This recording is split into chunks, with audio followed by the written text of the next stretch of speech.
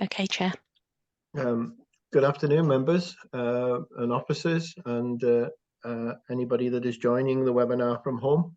It's Wednesday, 13th of September, and it's our meeting of the Learning and Skills Scrutiny Committee. Quite a large agenda today, so we've got quite a few things to get through. Members, just inform you that we have a Welsh translation with us today. Encourage the use of anybody who wishing to speak in Welsh. You should see on the bottom options under interpretation. Those of you who want to source the translation of anybody that is speaking in the Welsh language. Item 1 on your agenda is apologies for absence. We've received apologies from Councillor Sue. I'm not aware of any others, or is anybody submitting apologies on behalf of anybody?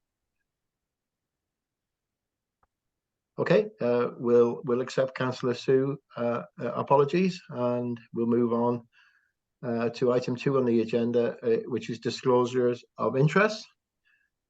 Please, I'll judge it on your silence. Speak up if anybody has a disclosure of interest. And similar at item 3 on your agenda, declarations of party whip. Okay, move on to item 4 of the agenda, and it's to authorise the meeting held on the 19th of July as a correct record. The pages 3 to 16 in the agenda pack, and I'm looking for somebody to give a proposal that I'll be able to sign those minutes as a true and correct record at some future date. Anybody happy to propose those minutes?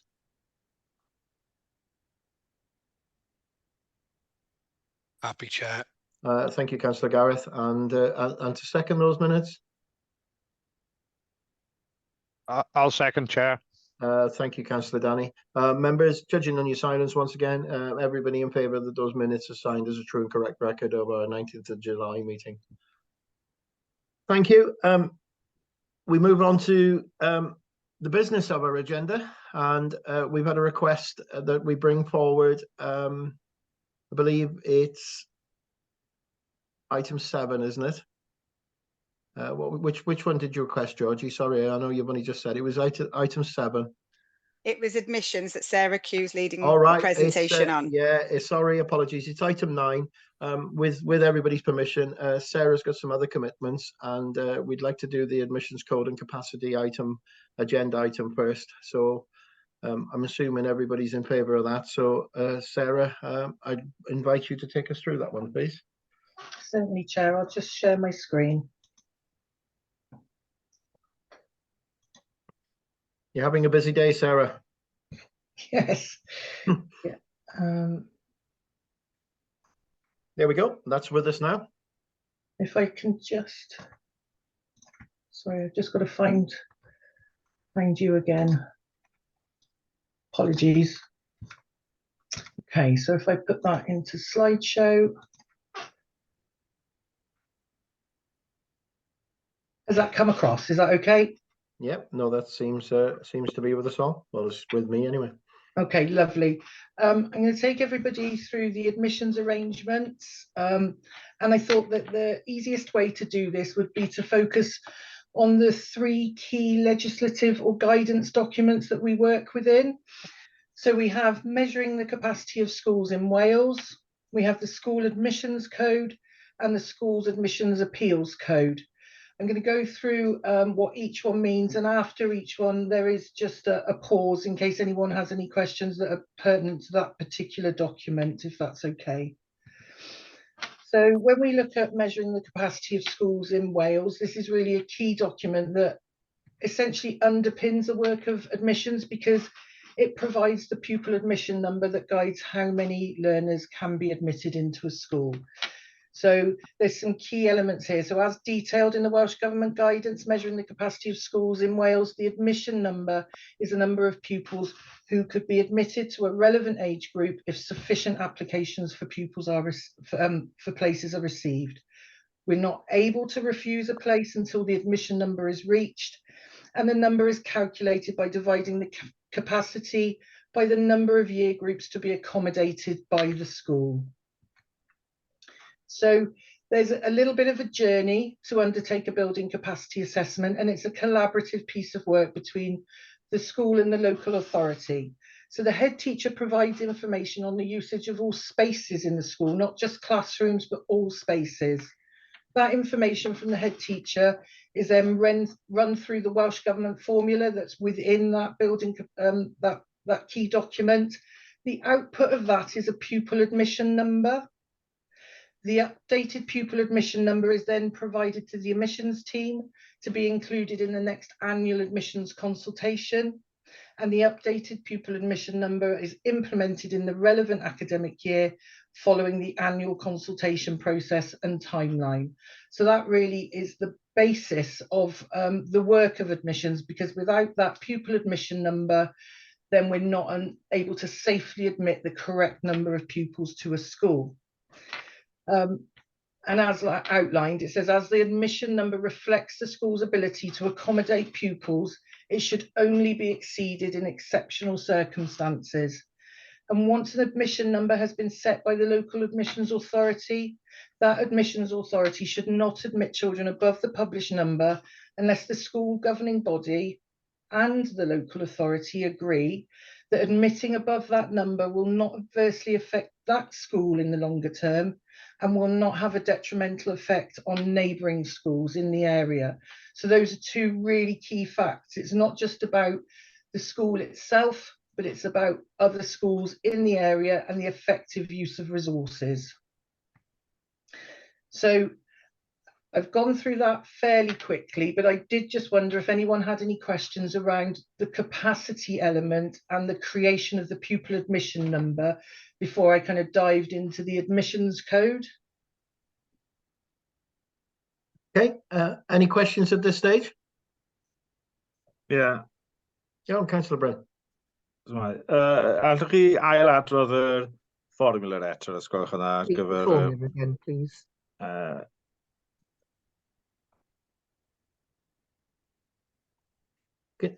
Bryn, can you ask the question again, please? I don't think people were ready with their translation. I got the... Yep. Okay, allwch chi ailadrodd y fformula, os gwelwch yn dda. Formula again, please. Okay. Yes, I can touch on the formula. So the formula is included. So if I just go back a couple of slides. So the Welsh Government formula is within the Measuring the Capacity of Schools in Wales document. It's created entirely by the Welsh Government, and it looks at the number of class spaces, but also the size of the staff room, the use of toilets, corridor spaces. So the head teacher would provide the information. The property team undertake that work currently. They provide that information to the property team. They would run it through the formula. There would be an output of a pupil admission number. That document is returned to the school, and the school then give agreement around the output and the pupil admission number. Okay, achos dwi ddim yn siŵr os rwan ydy'r amser I godi yn nes ymlaen, ond... I'm not sure if we'll have a chance to raise this later. Gwrthodwyd dau ddisgybl I ysgol dwi'n gyfrifol amdano fo. Pan doedd yr ysgol yn bell oddi wrth cyrraedd I capacity, ac oedd y plant ma'n byw yn y pentre lle roedd yr ysgol, ac doedd na ddim trafodaeth gyda'r prif pennaeth a'r llywodraethwr cyn I hwnna ddigwydd. Apologies, the translation didn't come through very clearly. I was just wondering if the translation could be repeated. There were two pupils. I share Sarah's concern there. I don't know. I'm looking for some advice on the IT side of it. The translation wasn't muting Bryn's voice, and we were having difficulty hearing Eilish. So, is there something that we can do ourselves to put that correct or not? Or sorry, as long as people have chosen what do they want the original audio with the interpretation off, or do they want to listen to it through the medium in English? It's dependent on what people have chosen. Right, so there's a listen in. It says I think you can mute the original audio, so I think you have to choose that, I think. So if we could have a go at that. Apologies, Bryn, I know it's a few teething problems. Bryn, if you could repeat yourself, and we'll have another go at that. Okay, Councillor Peters messaging, it was the same on both channels. So right. Councillor Bryn, if you could do your if you could ask again, and perhaps have a little break for Iris to catch up with you, if that will be okay. Okay. Fe gwrthodwyd 2 ddisgybl o pentre, o ysgol dwi'n gyfrifol amdano fo, o'n nhw'n byw yn y pentre yn ymyl yr ysgol. Pupils were refused place. Doedd yr ysgol ddim dros capacity, ond doedd ddim trafodaeth gyda'r pennaeth na llywodraethwyr o flaen llaw, dwi'n meddwl. Or the governors prior to that. Okay, so I'm just, there was still a little problem for me hearing that, but I think the question was around the discussion with the head and the governors around the refusal of places. And I will touch on that when I'm looking through the admissions code, but the local authority is the admissions authority for all schools, with the exclusion of the 7 voluntary aided and faith schools that undertake their own admissions. So in terms of admissions, we admit up until the pupil admission number. Beyond that, then it would be a refusal. Yeah, ond doedd yr ysgol dan sylw ddim wedi cyrraedd the school capacity. Hadn't reached capacity. Heb cyrraedd capacity. Okay, is this about a particular school, is it? Yeah. I'm not sure if it would be better to, I'm happy to answer any questions about a particular school outside of that, if the meeting, if that would be. Yeah. Yeah. Okay. Okay. Are you happy for me to move on, Chair, or were there any other questions around the capacity element? Yeah, no, I've got nobody indicating, so yeah, no, happy to move on. Okay. So the next key document for us is the school admissions code, and this really dictates our everyday work in terms of admissions. So there are 3 key types of admission. Primary admissions are for entry into reception as of September for the year the year that a 4 or 5-year-old would be joining school for the first time. Secondary is when a year 7 will be joining school in September for the first time. Any other admissions outside of that are known as in-year admissions, even if they happen at the beginning of a school year, because they're outside of those 2 key admission rounds, those 2 key points of when learners join a school. So as I just mentioned briefly, the local authority, also known as the local admissions authority, cover all schools within the local authority area, with the exception of the 7 voluntary aided and faith schools, as they undertake their own admissions. The 3 special schools and the pupil referral unit, as both the special schools and the pupil referral unit have specific routes to entry that are based on pupil need. So in terms of the admissions arrangements, we have a statutory requirement to consult on an annual basis. So we consult, there's no specified time frame within the admissions code, but really it would be good practice to make sure our consultations are at least 4 weeks. And that has to happen at some point between the 1st of September and the 1st of March in what's called the determination year. Once that consultation has occurred, we then have until the 15th of April in that year to determine what the admissions arrangements will be. And then we have to publish them in the October of that calendar year, but we've moved academic years, so that becomes the publication year. We tend to publish ours at the very end of August, so that parents have got a chance to have a look at the arrangements prior to the admissions rounds opening. So the published admissions arrangements advise on the admissions arrangements for the following academic year. So, for example, the 24-25 admissions arrangements were published at the end of August, and parents will be applying for secondary schools shortly, as of next week, and they'll be applying for primary schools as of October, and those are for places in September of next year. And then so the final year of those admissions arrangements are when those reception and year 7 learners start school. And just to note, we do still have one junior school, so that also has a junior admissions round, and anybody wanting to join that school would also go through a similar admissions round.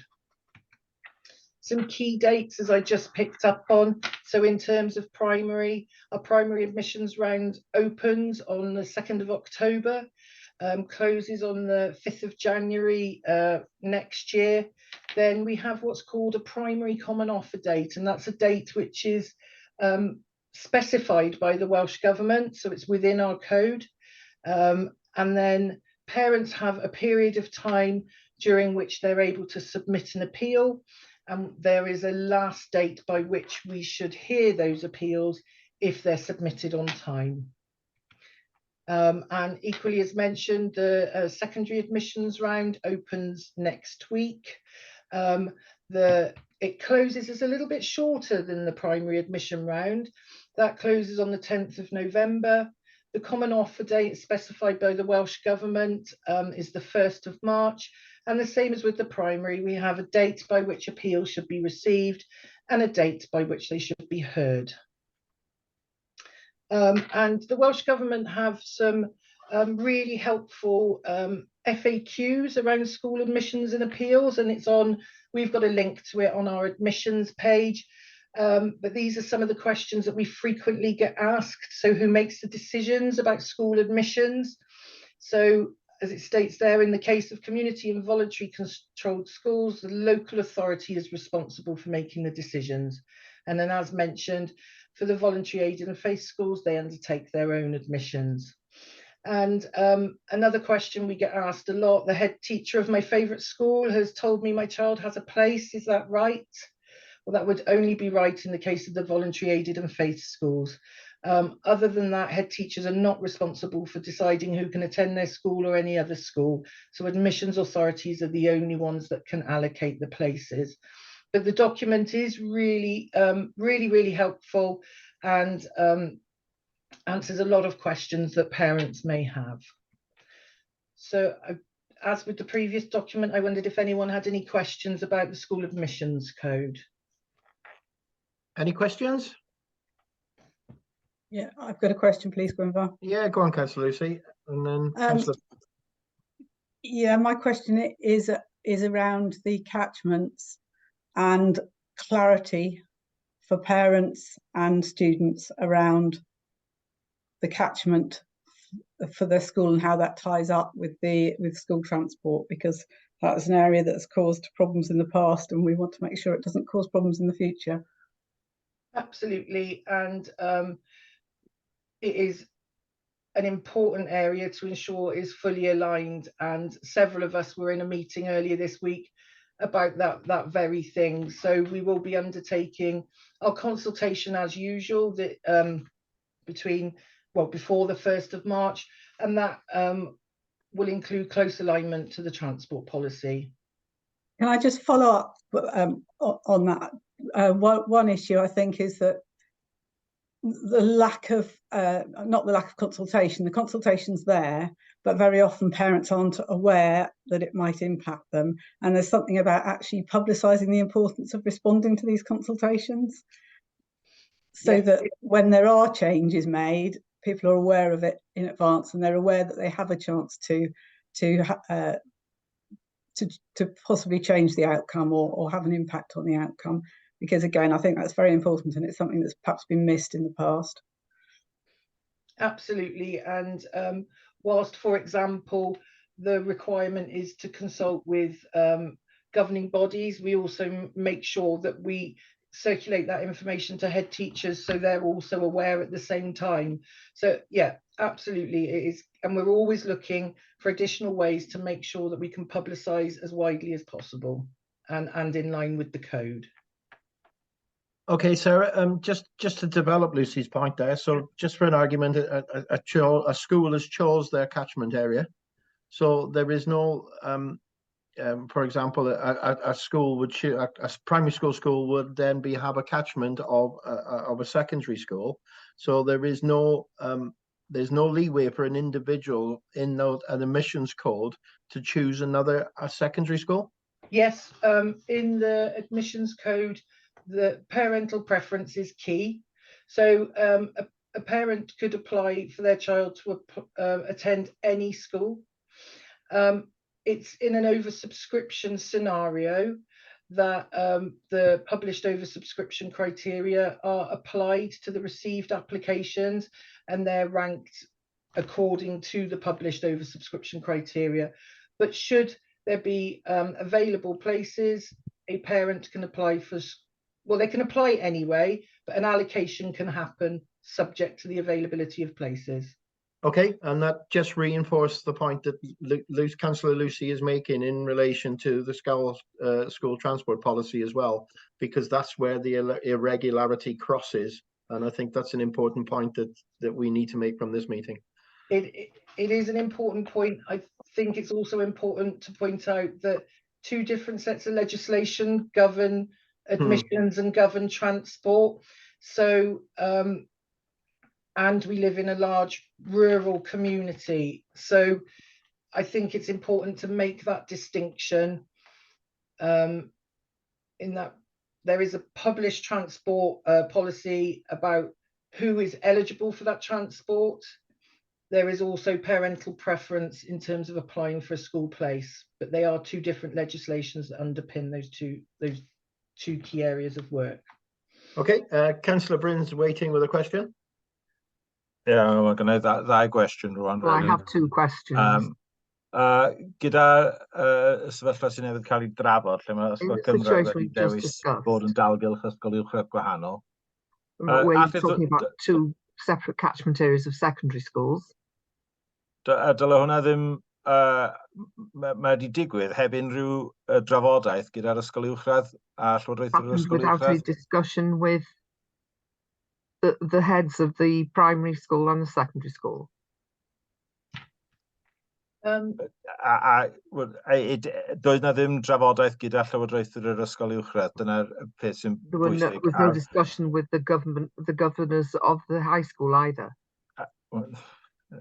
Ac mae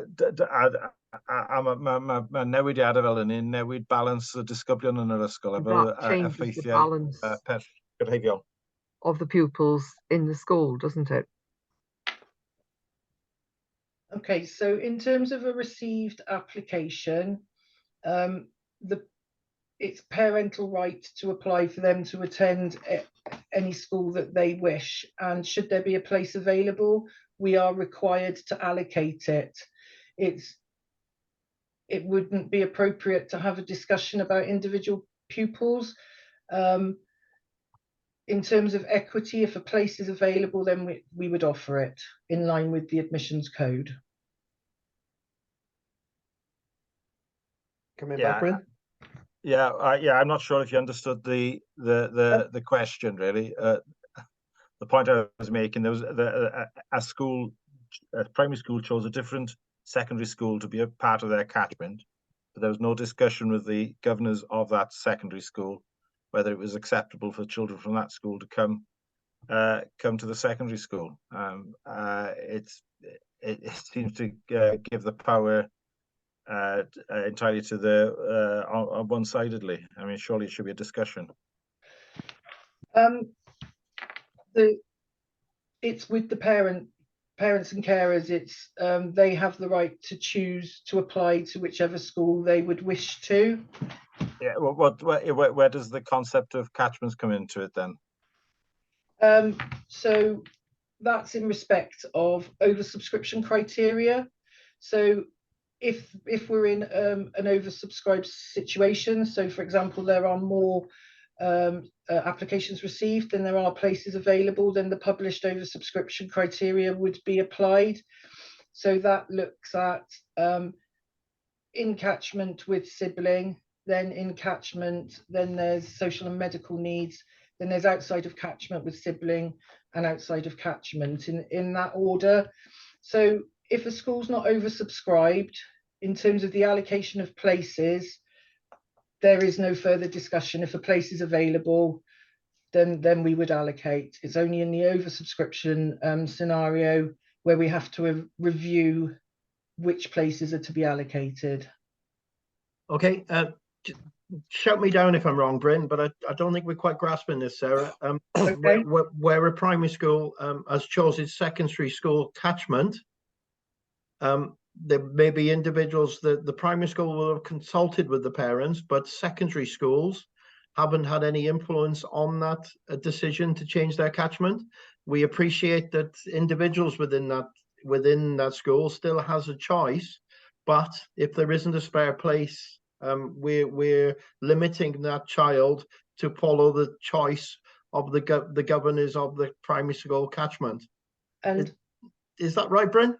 Yeah, yeah, pretty much so. There's just no discussion with the secondary school. It doesn't seem reasonable. Okay. Either secondary schools in this case. So in terms of the discussion, there's a formal mechanism for that, and that is the published admissions arrangements. So that would be for the school to make sure that they give a response when the consultation is sent out, and really, put forward their opinion about any proposed changes. Okay, so you can you just confirm with us that the secondary school is part of that consultation? Because we're desperately trying not to mention individual schools here, but yeah.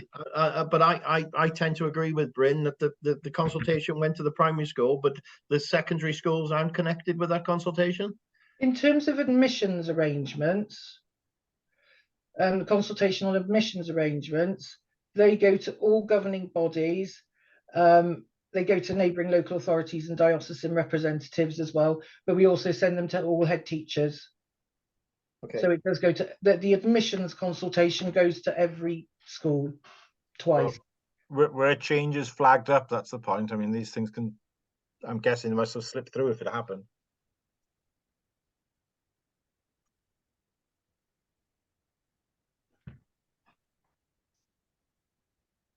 Okay. We'll note this as one of our concerns, Bryn, when we have some recommendations out of the meeting. Bryn, have you a second point? Yeah, diolch. Na drio yn y Gymraeg eto, gan obeithio bod again in Welsh. Y cyfieithu'n yn dderbyniol, mae'n dderbyniol gyda chi. Okay, mae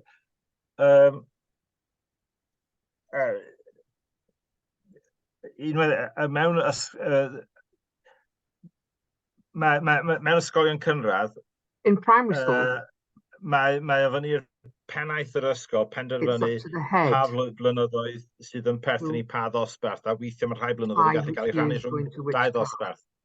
Mae hynny'n wir, yn dydi? That's true, isn't it? Apologies, Iris. I call everything about in primary school. It's up to the heads, and I didn't get the couple of words after that. Well, I was just repeating Councillor Bryn saying that's right, isn't it? So it's up to the head to determine. It's up to the head to determine how many, which pupils belong to which class. You can have more than one year group in a class. You can have single year groups, or you can even split a year group into different classes.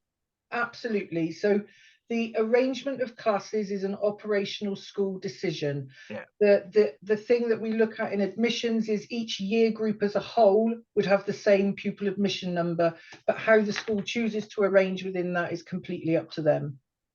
Yeah, because there's an issue. Well, okay, it's down to one school again, but pupils are refused, although the school hadn't reached capacity. There was I think the observation was that the classrooms might be exceeding capacity, but there's no way for the admissions officers to know when the classrooms are exceeding capacity, because that's up to the head teacher to arrange the size of the classrooms, isn't it? But that's a separate issue from the pupil admission number. So the head teacher would have provided all the information about how the school spaces are used, going back to that first document we were looking at. And out of that would come the pupil admission number, which essentially is looking at the, is a health and safety measure as well, to make sure that there aren't more children in the school building than it can safely accommodate. So it's really important that if there is a change to the use of the spaces or a change to the size of the school, that the head teacher request a review of their building capacity assessment, so that any potential changes can be reflected in the pupil admission number. And I'm always happy to direct people and support them to make sure that that piece of work can be done if they're not sure how to go about requesting that. Yeah, okay, definitely. Okay, thank you. Right, there's no further questions at this stage. So, Sarah, your concluding piece, please. There we go. Sorry. So this is about the school admissions appeals code, and this is in that scenario where there are more applications than places available. So in the code, it says it's really essential that the school admissions appeals system works effectively in helping to place every child in a school, and that is essential. Parents can and do exercise their statutory right of appeal where they feel it's necessary, and we want parents and admissions authorities to remain confident in the process.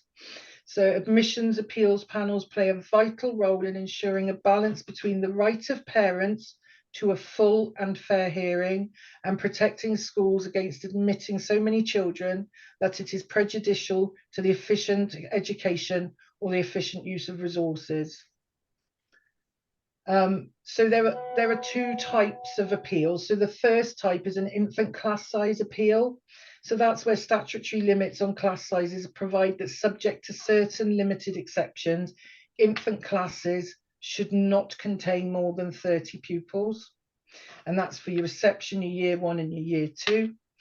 And also that the scope of an admission appeal panel is to uphold and appeal against non-admission is limited to where the admission authority is refused on class size prejudice grounds. So that's a very specific type of appeal and is slightly less nuanced than all other appeals. So the appeal follows a two-stage process, and it's applied in the case, so it must be applied in the case for all prejudice appeals except where class size prejudice is an issue. And there's a factual stage. So that's the stage where, as the local authority, the presenting officer, which is often myself, has to present the local authority's case. The independent panel get an opportunity to ask questions to verify any information that's presented. And the parents also get a chance to ask any questions about that very factual information.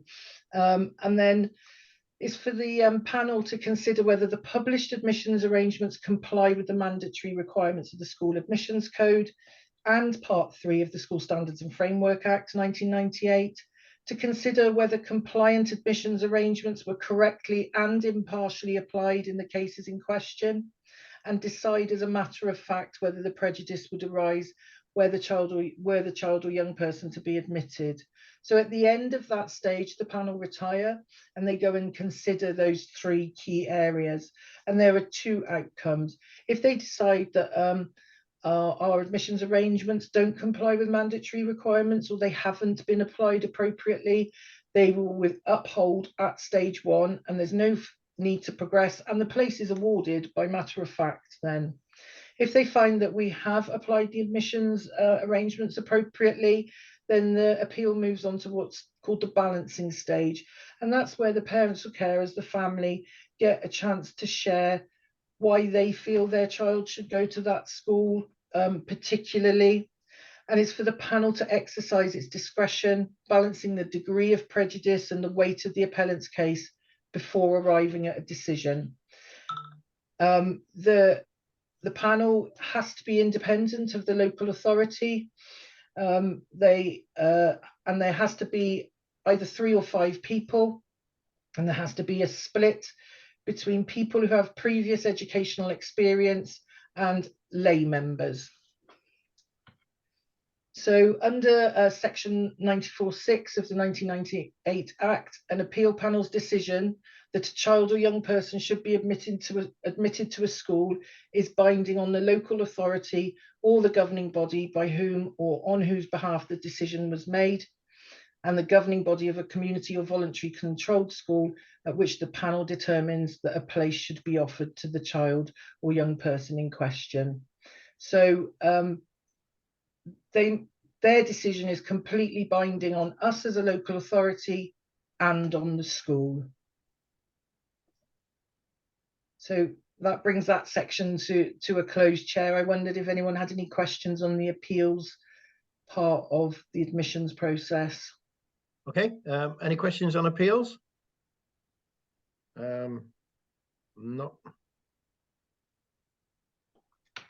No, nothing coming, Sarah. So seem content with that. Lovely. Thank you ever so much, Chair. Okay, that completes item 9 on our agenda. Anything further to be said on that? We've got a couple of queries which we will pick up on and send across. Councillor Allard. Just a general one, really. Post is known for schools with lots of spare places. How many admissions applications has Post turned down, and how many have been won and lost on appeal? I don't have the figures to hand on how many have been turned down, but I can tell you that 93 appeals were submitted in 22-23. I do just want to give a caveat there, because sometimes there's a change in school place availability even after an appeal is submitted. So if a place becomes available after an appeal is submitted, we would of course allocate the place and stand down the appeal. So not all of those 93 received appeals did progress to appeal stage. Okay, that's sorry. What is the outcome? I would have to open the document, but broadly speaking, about 60 to 65% were upheld, and around 35 to 40% were not upheld. And sorry, Chair, one final question. Were they predominantly high school or primary schools? I would say we've had as many appeals that have been for in-year applications as we have had for the primary and secondary admissions round, if not more. And we are still, and we undertook in-year appeals throughout the summer break, and we are still undertaking in-year appeals. Okay, thank you. Yeah, that's interesting. It'd be good to know at some, not in this open meeting, but where there's certain problems exist within the system, really. But that's something for a later date, maybe, Chair. Yeah, no, that's absolutely right. To see if there's a plan, not a plan. I'm not sure what the word I'm looking for there. But it could be an indicator of something, couldn't it? Yeah, that's right. Okay. Any further questions on admissions? Okay. Thank you, Sarah. You can escape to further duties. Thanks for attending today. Thank you very much. Bye-bye. Okay, members, we return to item 5 on your agenda, and it's performance and risk Q1. I believe Catherine and James are going to take us through this. We've had some documentation which we had a look at the pre-meeting, but Catherine, James, we'll leave you in our hands to take you through item 5, please. And good afternoon, everybody. Yeah, so if you can see your screens, James is sharing a corporate scorecard with you here. So we really wanted to share this with you today. So we're here to look at Q1 performance for the year. And so in your agenda pack on page 17 to 25 is the report itself. So we're going to be presenting Q1 performance, which is looking at April to June. And we're presenting the performance of the Council's corporate and strategic equality plan. So as you can see a scorecard there. So that scorecard is available on the Council's website using the link in the agenda pack. And this report is the first time we've introduced the new corporate strategic equality plan, which is called Stronger, Fairer, Greener. So we have 3 objectives in there, which we'll go into a bit more detail in a moment. And the plan, before we look at the scorecard itself, really contains all the priority work for the council, and it's driven by the Cabinet's ambitions. So these objectives and measures integrate our equality objectives as well towards, so that we're working towards a fairer Powys in everything that we're doing, and that equality is at the heart of our approach. So it's important to note that this doesn't demonstrate all of the work of the council, just what we have in our own corporate and strategic equality plan. So the performance process that we've got helps to evaluate what we've done, what we're learning, and what actions can or should be taken to support ongoing processes. So all 3 scrutiny committees have been asked to review these 3 wellbeing objectives, as there are linkages across. For example, learning and skills does have an impact on access to services, our workforce, poverty and inequality. So before we dive into each of the objectives, what you can see here on screen is one of the first objective even. So it's in English and Welsh, so you can click on the orange icon just at the top there if you wanted to view in Welsh. And it just really is using an outcomes-based approach. So it's looking at what we've done in terms of how much, how well, and what difference or impact that's having. And it's looking at what we've done during the quarter to support this objective.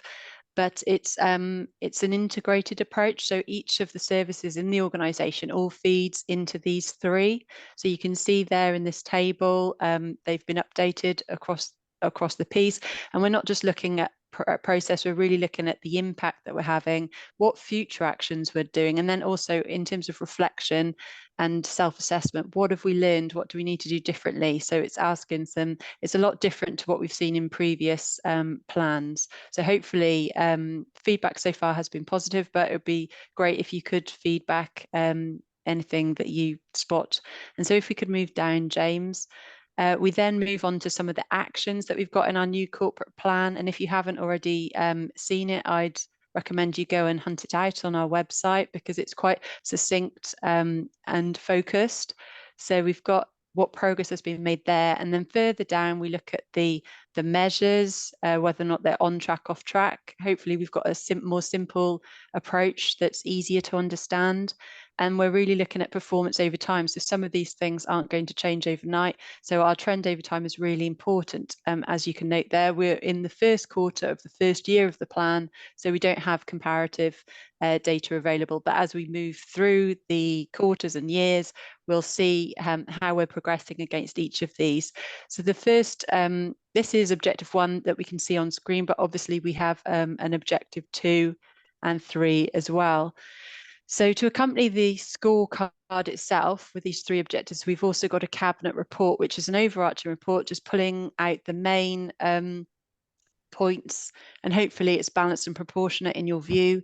But if I could just give you a bit of an overview for each. So objective 1 is really about improving people's awareness of our services and how they can access them so that they can make informed choices. So progress against this one has been broadly positive, as we've started to improve how we work with our people and communities. There were 3 measures allocated as off track, and 3 of them, were around intervention and prevention with children, and then there was one around people reporting that they're achieving their family goal through early help. We've also made improvements to the website in terms of the information we've got on there to do with apprenticeships and work experience, as well as Dewis Cymru, which is an all Wales tool, a self-help one, which can help people put them in touch with the right places, services, and signpost them to what they need nationally as well as in their local area. So we've got 6,000 services on there and promoted that to the people of Powys. In terms of objective 2, which is around good quality, sustainable employment, training opportunities, and pursuing this real living wage accreditation. So progress against this one has been positive, and we've sought to address the workforce challenges that are facing the county as well as us as an organisation. However, there still remains a significant amount to do, and this is a national issue, not just something that Powys is experiencing. So one of the measures in objective 2 was off track, and this was the percentage of staff who feel proud or very proud to work for the council. We had 80% of staff that responded feeling proud or very proud, which equaled what we'd achieved the previous year, but the target was 81%. The council as well have supported a variety of degree schemes. Sorry, can't put my teeth in. So staff from social services were invited to join a cohort of Grow Our Own social work scheme, which has been running a little while. And we've appointed 8 newly qualified social workers.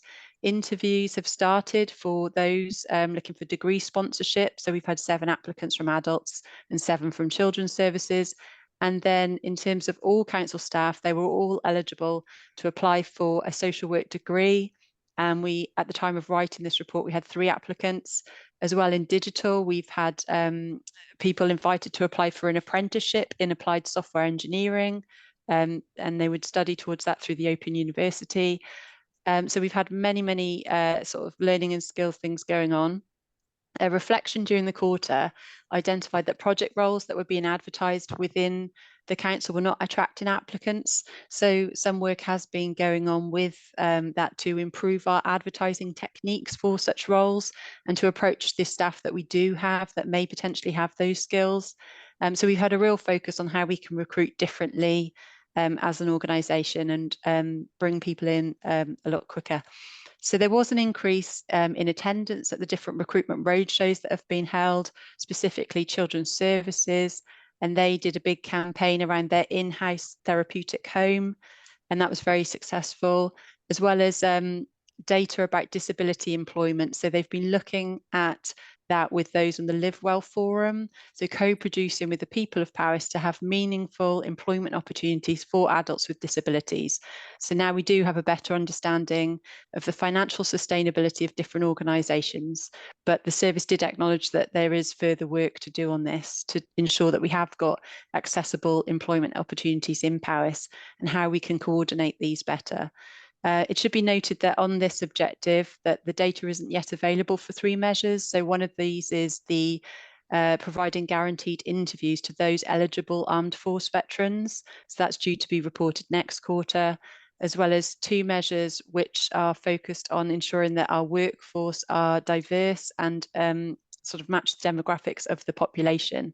So these are some that just to note really. Finally, objective 3, which is around tackling poverty and inequality.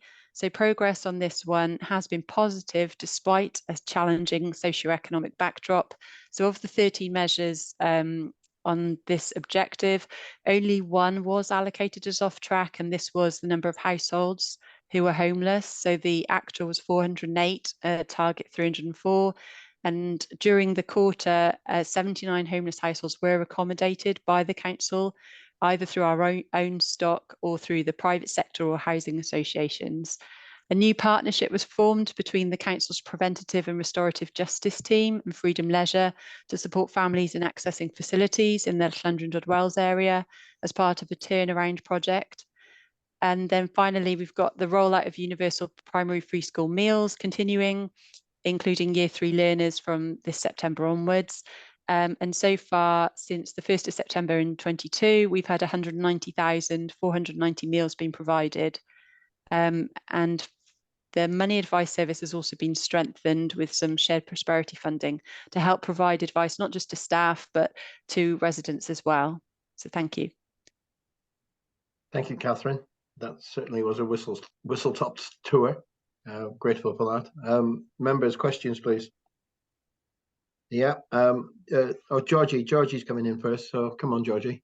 Diolch yn fawr, Chair, thank you. I just also wanted to say that we've made significant progress with the child poverty plan that Sarah's been leading on for the council, and that's a success from Q1 that we included in our measures as well, including a case study of parents in the south of the county that have been receiving cooking lessons, etc., which has led to potential jobs in the catering service in that area in schools, as well as enabling them to access homemade food that they've been able to take home to their families. So we've got various other projects that have been a real success in Q1 in line with the child poverty agenda and the plan that we've been working on as a service with other services. So just wanted to mention that. Diolch yn fawr. Yeah, good. Thanks for that.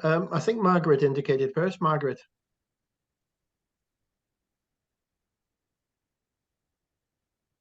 You still got your microphone. That's it. Sorry, Margaret, I'm fine now. No, Yeah. that's absolutely fine. It was objective one, the looking at intervention and prevention, which is, you know, excellent. But I just wondered, with Newtown in mind, where we have had a very tragic case, what sort of people are being, what level are being dealt with in intervention and prevention, the children at that level?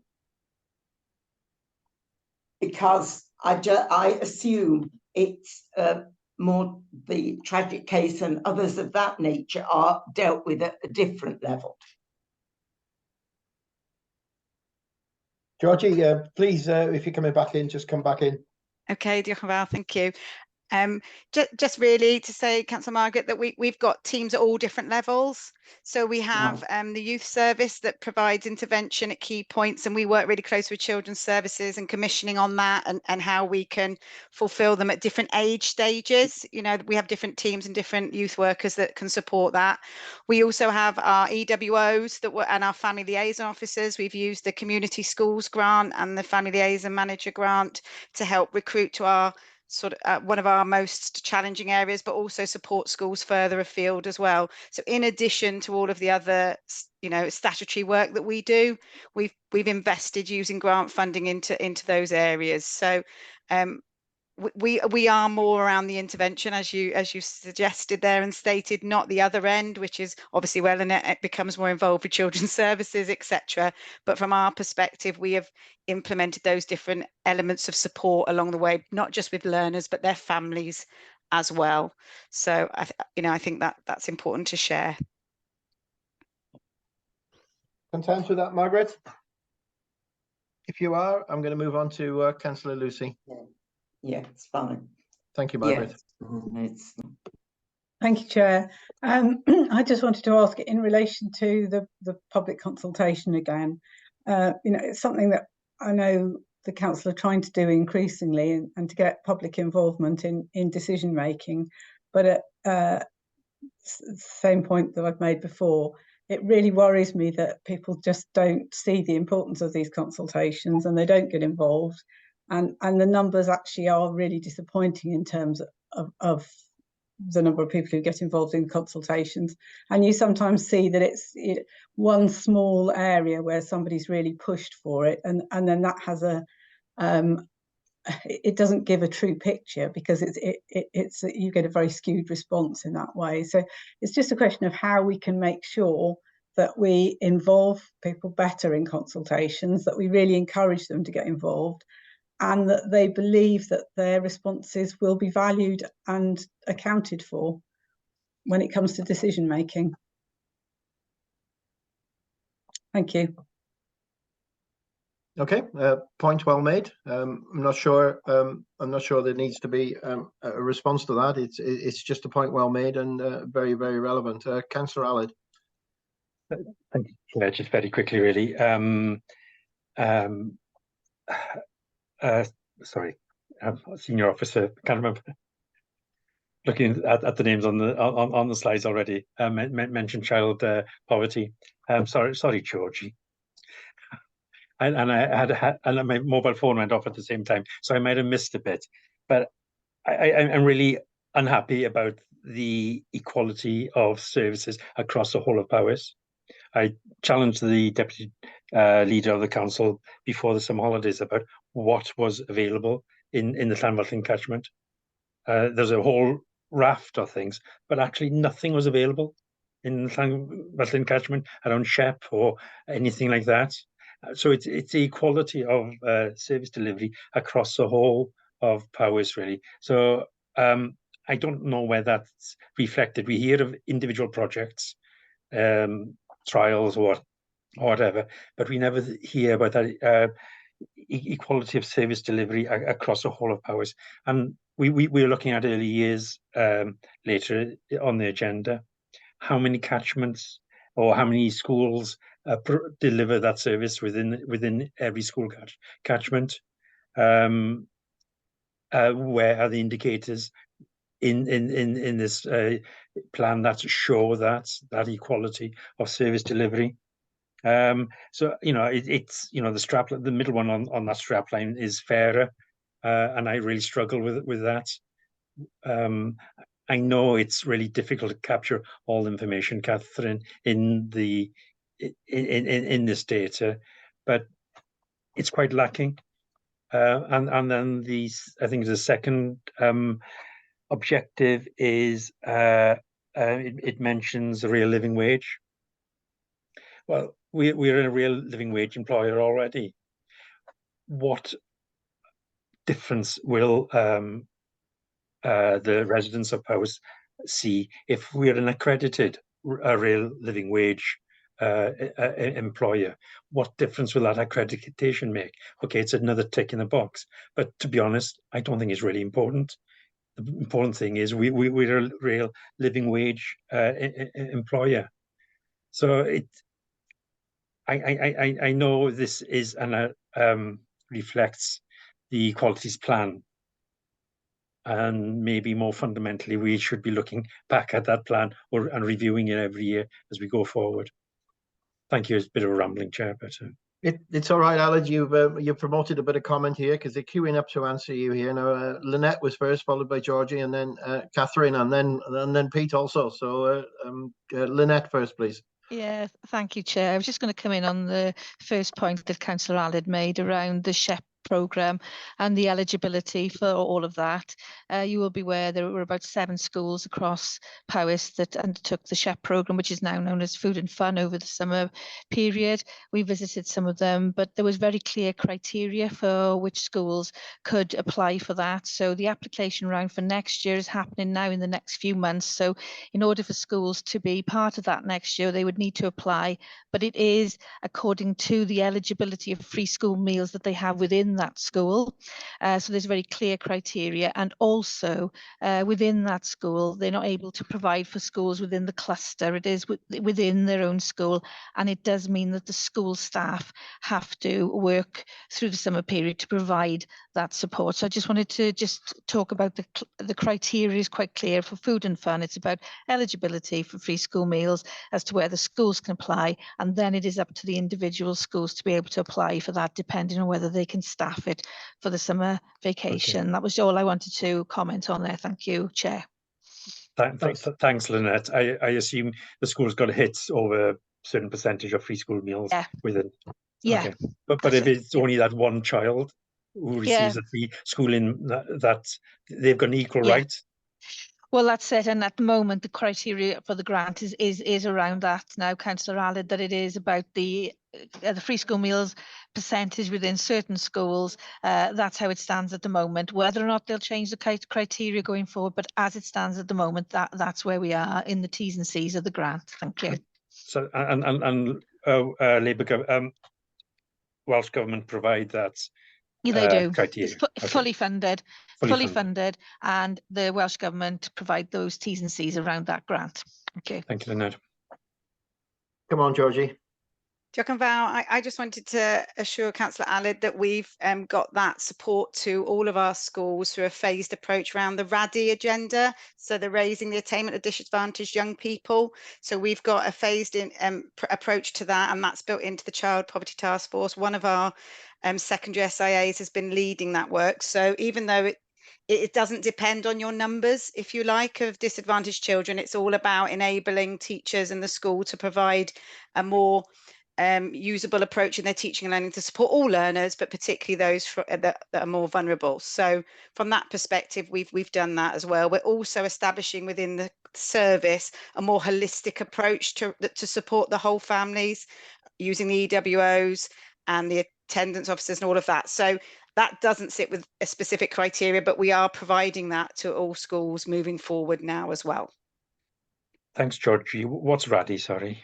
Raising Attainment of Disadvantaged Young People. So it's an approach that's really looking at how you engage those children, but not just the children that are in a set criteria, all of the children that require that support that could come under that vulnerable umbrella in any way. So we've already done our first year of that, of phasing that in, and we're continuing to do that. And in fact, the company are working with us to look to implement it at the foundation phase, which is really exciting for Powys, because that's not happening anywhere else. They're wanting us to pilot that because we have such a strong foundation team. So It'd be that's good to where see we are. the impact at some point. Yeah, absolutely. Really good. Good. Thanks, Georgie. And then Councillor Pete also, please. Yeah, I was just picking up on Councillor Allard's final point about the accreditation. It will have quite a significant impact on residents in Powys, because the accreditation takes it beyond our workforce into our supply chain. So it's around ensuring that our contracts and the work that we're doing is taking advantage of real living wage as a criteria at which we're monitoring things. It will take time, but it is something that will bring distinct and positive benefits for the wider population in Powys and the wider economy, because obviously with more money coming into the area leads to more disposable income or less impact in terms of child poverty, as there will be more households that will be receiving that where there are working people. So it is a difference, it is a step forward, and it is something to build on the successes of the council in terms of real living wage for our own employers. Thank you, Councillor Pete. Members, nobody else is indicating. I'm just I think it was a feeling in the pre-meet the other day, and it's something which I feel. I understand the objectives, and I understand it's a corporate plan, but it's very, very difficult for us to tie it in with education. You know, the stronger, fairer, greener. How is it affecting education? What's that influence? I just felt within the plan we were looking for a little bit more evidence that you've reached out to teachers, you've reached out to our pupils. I can't really identify that there is an outcome from the workforce, from one of our pupils, and I just think the plan needs a little bit more evidence or examples of outcome there that we can identify it or bring it into the relevance of our scrutiny committee.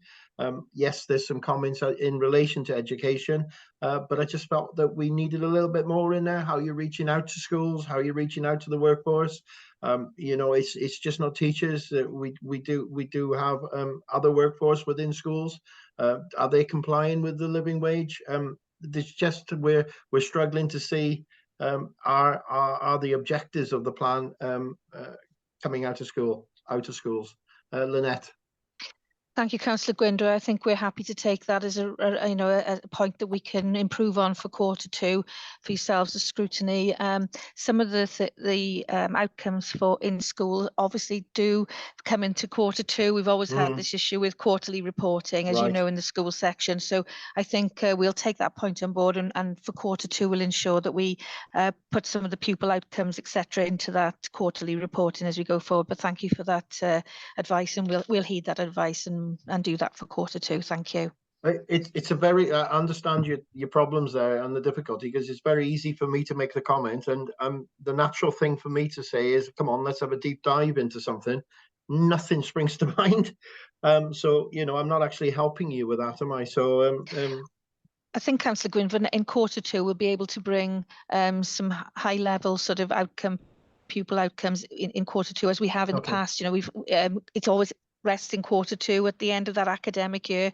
Q1 just misses it, so we'll try and do something more detailed for you around pupil outcomes, etc., that we can for the next quarter. Thank you. Thank you very much, Lynette. Members, any other questions or comments in relation to this agenda item? I'm now scrolling back up to the top of my agenda pack. Members, are there any other questions, comments?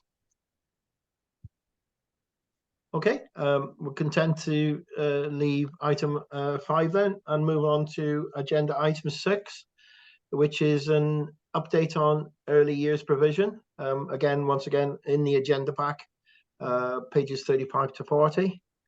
I believe, Eirik, you're going to take us through this report, and I know we did forward some questions from our pre-meet, which you gracefully picked up on, and I'm sure you've got all the answers for us today. So welcome to the meeting, Eirik. Thank you very much, Councillor Gynfor.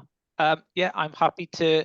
I don't wish to go through the report. It was sent prior to the learning and skills scrutiny, so that members could come back and ask those questions as well. I'm happy to pick those up as we go through each of the sections. Is that okay with you? Yeah, no, that's absolutely fine. That's a good approach.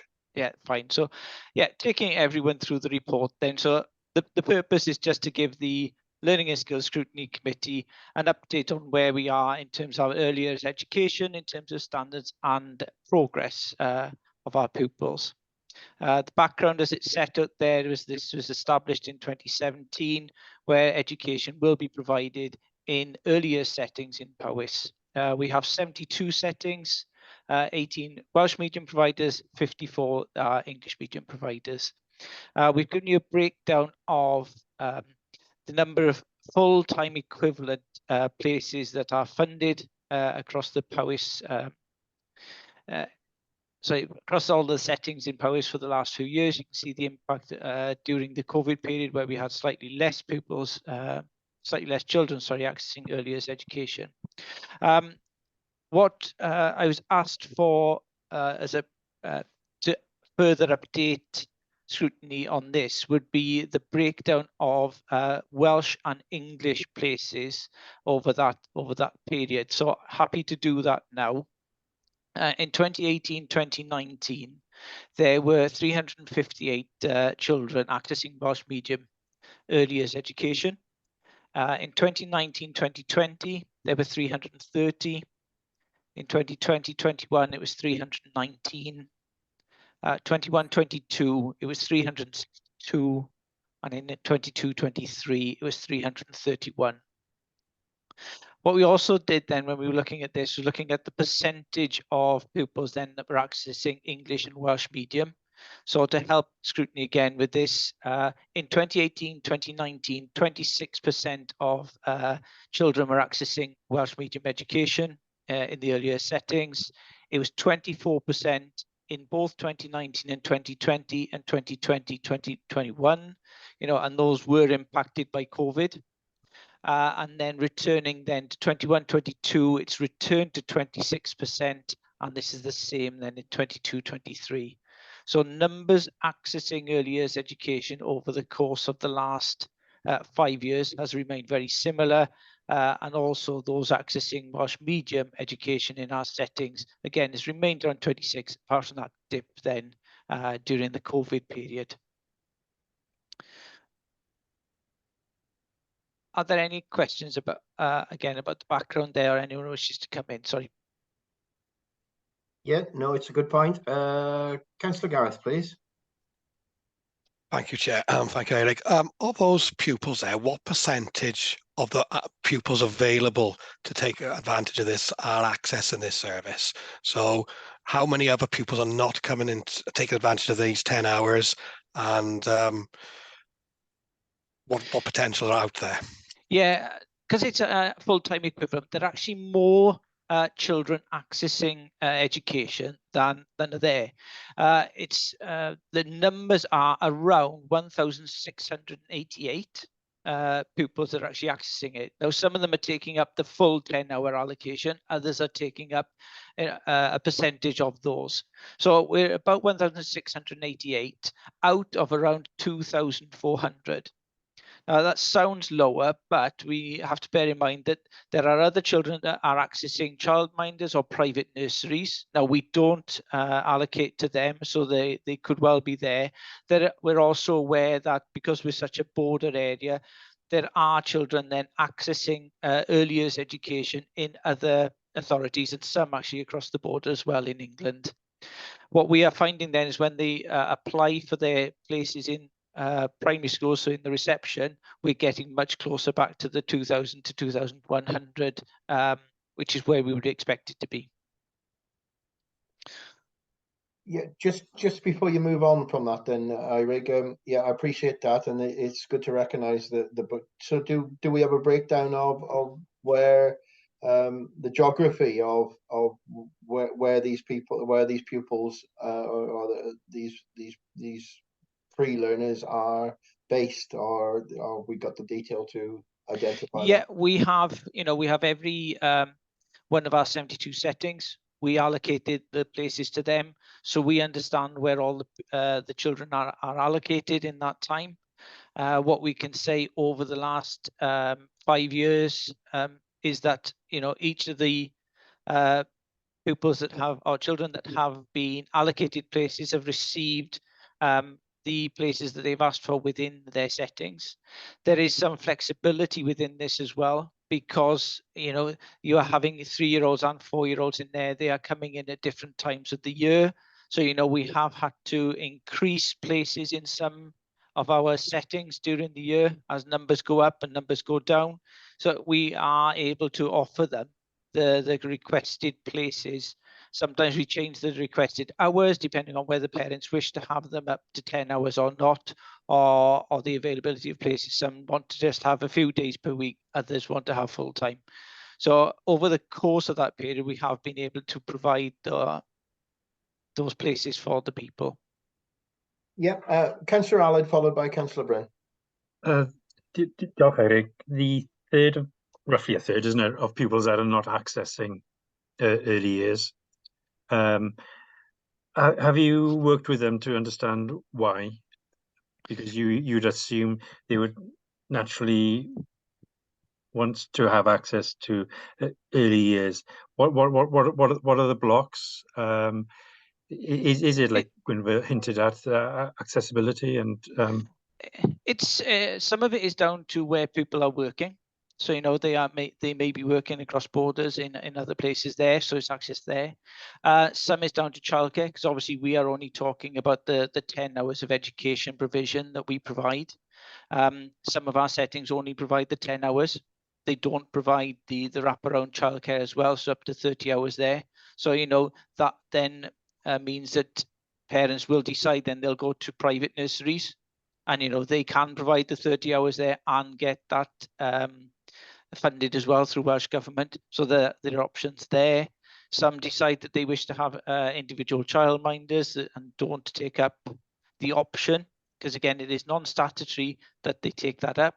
So these are areas there. It's not necessarily down to where it is. It's more down to personal circumstances of where they feel it is appropriate for their child to actually access the full-time support, rather than have in school or just the 10 hours that are available. So what's blocking Powys developing that into a 30-hour provision? We're only able to do the 10 hours, which is the educational side to it there. If settings wish to provide the 30 hours, then they can, but that would be a setting decision rather than a Powys decision. There are slightly different regulations under the 30 hours than there are for the 10. We have to be able to provide the 10 for everybody, but if then settings wish to do that above that, then that is their choice. Yeah, I was just wondering whether Powys could influence that or not, or totally outside your. It's outside my remit. Sorry, I can't say that, because obviously I'm talking about the educational side here. If settings were there, and it's not that we don't talk about care when we're with them, but that would be a decision for the settings to take up, whether they wish to offer that as well as the 10 hours. Our contract with them is just for the 10 hours education. They can offer the care outside that. Okay, it just makes it very difficult in rural areas where there's a lot of travelling involved as well to access, and limited hours per day or per week. It's can be difficult for working families. Yeah, and that's why they would need to look with the settings as to whether it's appropriate, whether it's feasible, viable, isn't it, in terms of funding us to maintain those. And we have got some difficulties with some of our settings that do have very low numbers, and I'm sure we'll come on to that later on when we talk about funding, but that can be to the detriment there of having everywhere. What we can say is we've got 72 settings right the way across the county. We're able to provide that in those areas within clusters of schools. So we hope that travelling is very low for those for those people, and we're able to also provide English and Welsh medium provision where it's been applied for. So, and we're trying to develop that later on in other areas as well, in terms of Welsh medium. Diolch, Eirig. Sarah's put a question in the chat, really, which is a question about the viability, which may be picked up after. I'm just saying, can we bear that in mind when we get down to the funding in the end, please? Yes, certainly. Councillor Bryn. Diolch. Does dim mae nifer o blant sydd yn cyrchu addysg cyfrwng Cymraeg yn yr oedrannau isel yma wedi sefyll yn llonydd ers 5 mlynedd a mwy. Beth sydd rhaid i Powys gwneud i datrys y broblem yma? We need to solve this problem. A ni yn gweithio gyda Cylch Meithrin a Mydiad Meithrin am hyn. Ni wedi gweithio gyda y settings yn Machynlleth. Mae un wedi troi o gyfrwng Saesneg i mewn i gyfrwng Gymraeg. A hefyd lawr yn Ysgynlais. Roedd un o'r settings yna yn Saesneg. Mae wedi newid nawr i'r Gymraeg. Gweithio gyda ysgolion hefyd yn y dde ble mae'r wesp yn edrych i adeiladu a ble mae'r Gymraeg i gwneud yn siŵr mae pethau a fyna hefyd i nhw cael addysg Gymraeg hefyd. So dyna beth ni'n wneud i adeiladu hyn a gweithio gyda'r pobl fel Mydiad Meithrin i gweithio gyda ni hefyd. Like the Mydiad Meithrin to try and do this. Gwirionedd ydy bod ydy'r wesp wedi cael ei gweithredu yn effeithiol. West hasn't been actually really. Mae lot o cynlluniau gadewyddion ddim yn cael ei gwireddu. And things are not being realised. Dydy'r dosbarthiad daearyddol and the geographical ddim yn cynyddu chwaith hyd y gwela i. Isn't changing at all.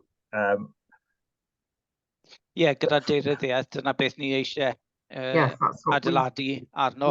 Achos mae rhaid i pob un dros y sir i gyd cael yr opsiwn i cael addysg Gymraeg. A dyna beth ni'n adeiladu arno nawr. Mewn y flwyddyn gyntaf o'r wesp newydd, a mae'r arweinydd Gymraeg dyn ni nawr sy'n gweithio dros y sir gyda nhw hefyd. So, gobeithio bydd yn adeiladu a beth sy'n gyda ni nawr. Ni eisiau fwy. Mae target gyda ni i mynd dros 30 Mae rhaid i ni gweithio ar hyn ac yn adeiladu hyn. And we need to build on this. Y broblem ydy bod y 26% na cyfachu wrth i'r fynd fyny trwy'r drefn addysg. Mae lawr ar gyfartaledd, mae rhywbeth lawr tebyg i 16% o disgyblion sy'n cyrchu addysg cyfrwng Cymraeg, dwi'n rhaid? Yn ysgol uwchradd na, wyt ti? Yn ysgol gynradd, mae nhw yn dod trwyddo o'r early years i mewn i'r ysgolion gynradd. Mae'n llawer well yna, ond mae rhaid i ni wella mynd o'r ysgol gynradd i'r ysgol uwchradd. And we do need to improve from primary to secondary sectors. Diolch, yna'n berthnasol nes mlaen, diolch. Thank you. Yes, I think that's relevant for later on. Thank you both. Margaret. Yeah, it may be a question that should come later on, but we're talking about, it's been suggested about them going into Powys looking again at them being in schools, for example, in settings. Now, which brings me to this that we have in the past, after the school admissions age was raised, we asked for a stage after that, after it had been implemented, we asked for a review to look at this. Scrutiny did, and there was a group looking at it. We never concluded that review because circumstances changed within the county and COVID came along afterwards. So it was never finished. But we'd never had the figure of how much the authority saved by raising the admissions age. That was one key element. And I think it's relevant now we're talking about this issue, that at some stage we do know how much was saved at that time, because that was the reason for raising the age.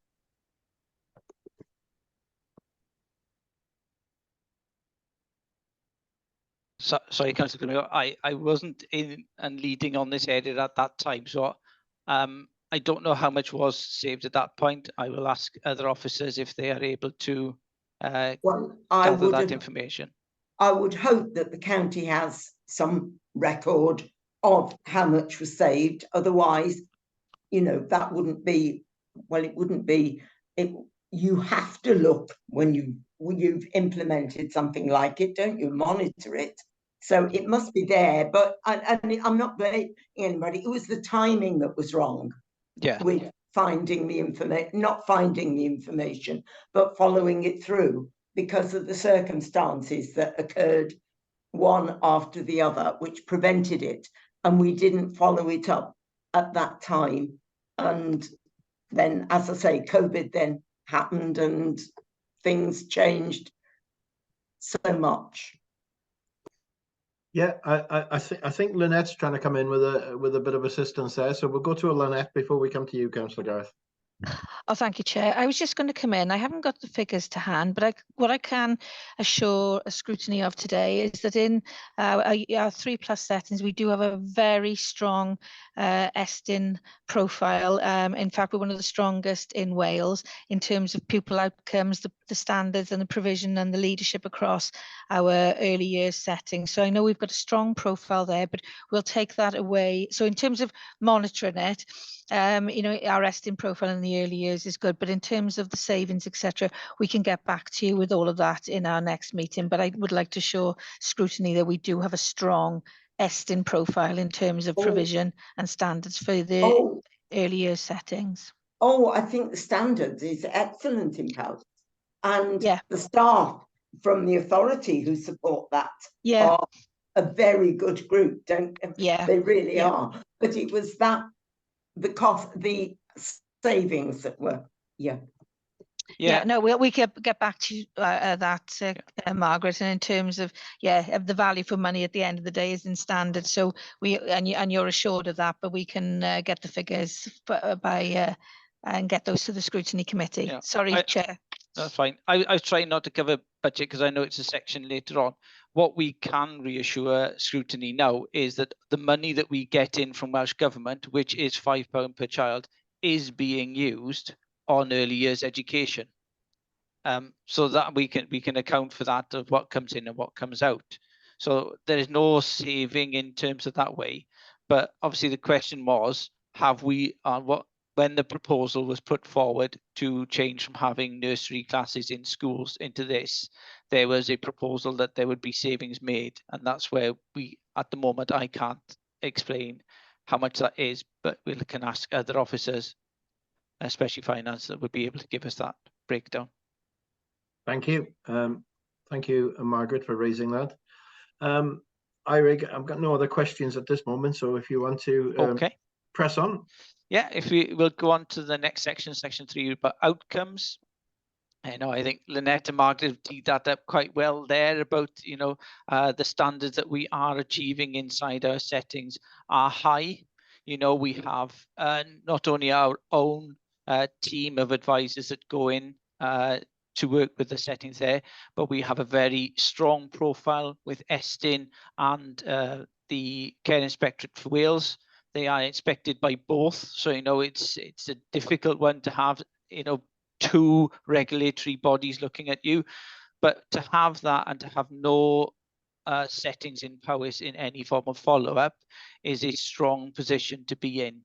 We have had over the last 2 years 2 settings that have been put into ESTIN follow-up, But however, they've responded very, very quickly to those, and within 6 months, both of those have made strong progress and been able to make the progress that would be expected of them.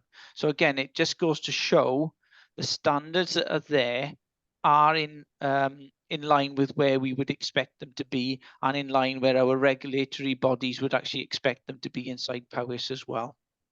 So in terms of standards, we're confident that we are where we should be, and that the settings are providing a quality education there. If it wasn't, our EXTIM profile would definitely not be anywhere near where it would be there. Any questions about outcomes from members? All very quiet, Eirik. In terms of provision and support, again, this, I intentionally wrote this section straight after that. Is we were actually approached by Welsh Government to have some of our settings put themselves forward to pilot the new curriculum. They know that Powys is strong in this area, and they wanted to have settings there that would take part in this and provide feedback from it. So, we've been working with Welsh Government now since 2021 on the piloting of the new non-maintained curriculum. So this sits under the curriculum for Wales, which is in schools, but we want to ensure that we've got strong progress from our earlier settings into our schools as well. So we were really pleased that 4 settings put themselves forward and they were accepted by Welsh Government. And we also had 2 childminders as well from Powys also took part in this. And they were able to work a lot with the Welsh Government in designing, providing feedback on the new curriculum, which has now been introduced in September 2023. But it is a positive step forward there. Our early years team providing support across there.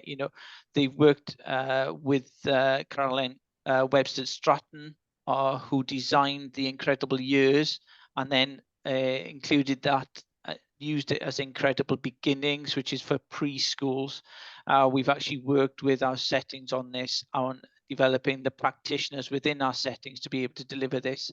And it has been a great support to settings since the COVID period, because it does look at emotional problems that children are finding. It does help to overcome some of the issues that they have in terms of well-being, support, self-help. And these we provided a link there so you could see some of the work that has gone on, not just in Powys, but we've been part of this, and we've very much promoted this in terms of what we've done with our settings, and ensure that they are trained to provide this support for some of our youngest learners. Eirik, Margaret's looking to come in, so if you don't mind being interrupted, Margaret, please. Have you finished this section, your bit of it? Yeah, that's fine. Yes, please come in. Please, I'd much prefer to answer questions. Over a couple of things, which the Incredible Years was first introduced in the county in 1993. And we had, I mean, I can name you the people that did it, and they've been doing it. They were doing it all along and have done a tremendous job. And it has had some excellent results. Don't get again. I just ask now, because when you look at that time frame from then, is that what's needed now? Is it as good now as, because we're in a different world now? That's all. Yeah, and the Incredible Beginnings was brought in 2020 by Caroline Webster Stratton, who designed the Incredible Years program. Yes. And this is for earlier years as well, because they could see that there were issues lower down with younger pupils and younger children coming into the settings and in schools, because it's not just Powys, this is across the UK and across the world. So that's why they were designing this program for those younger learners to address these issues earlier. So that's why it came in 2020. Now, we've used Incredible Years in Powys, as you say, for several years. That's why we were. 1993. I've got. I was told. Yeah, you'll remember that more than me. I only joined Powys in 2000, Margaret. But that's why we got involved in it. You know, the people that were early years, our foundation learning teachers there, you know, they were involved in incredible years when they were in schools designing that. So when they came across this, they were keen to be involved in it. And that's why, you know, I think it's been well received by our settings, is because we've got people who are passionate about it and know that this can be something that can support our learners. So yeah, it has been a huge amount of work to put in, but it is supporting our learners in what they need at the moment, which is post-pandemic, the issues that we've seen there. So, yes, that was something related, because I just happened recently, unexpectedly, to be talking to people who were dealing with the age group setting leaders in preschool, in school setting, but in preschool. And I was shocked by what I was hearing, from the point of view of the children, the level the children were functioning at coming in, with lack of language, with lots and lots of issues. And they were people who I've known a long time, who've been in their positions and now I know are excellent practitioners. And their concerns really concern me. So this sort of program maybe is helpful in that respect, because it's post-COVID. I thought, goodness me, you know, this is going to have a knock-on effect along the line, isn't it? It is. You're not going to catch up in 5 minutes and say, oh, tick this week, they've got, you know, they're okay, they're post this. And it surprised me. And some of the things that were, you know. Yeah, and post-pandemic, you know, feeling. we will be dealing as a society with the issues post-pandemic for many years to come. Again, we have, you know, not just the incredible years, we've been using a program called Welcome as well, which we're using with our settings. But when we came back from the pandemic, when we were working with the settings, the things that they noticed most were speech and language. Pupil speech and language were the issues there. And, you know, we have many settings now that have got referrals in for speech and language, the support that's coming through there through health as well, in terms of speech and language referrals. That's why we've tried to ensure the training that we're putting on actually addresses those kind of issues as well. So yeah, it is a focus. We have looked at well-being, but we're also looking at the educational side of that as well, to try to take that forward. Now that is addressing some of the issues, but as you say, there's a long way still to go to ensure that all children are supported that way. What we can say at the moment is, yes, the progress is being made. You know, it's referred to there, you know, but we do recognize that speech and language is one of those areas that was impacted significantly during COVID. With younger pupils, it's the first thing that develops, isn't it? It's the speech and language before they come on to the early reading and then early writing. So it had to be that one, but it is that one that we are focusing on and ensuring we are supporting our settings through that.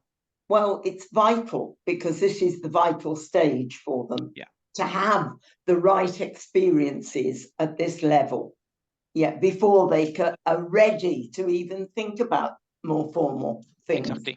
But the other one I did want to sort of links with that,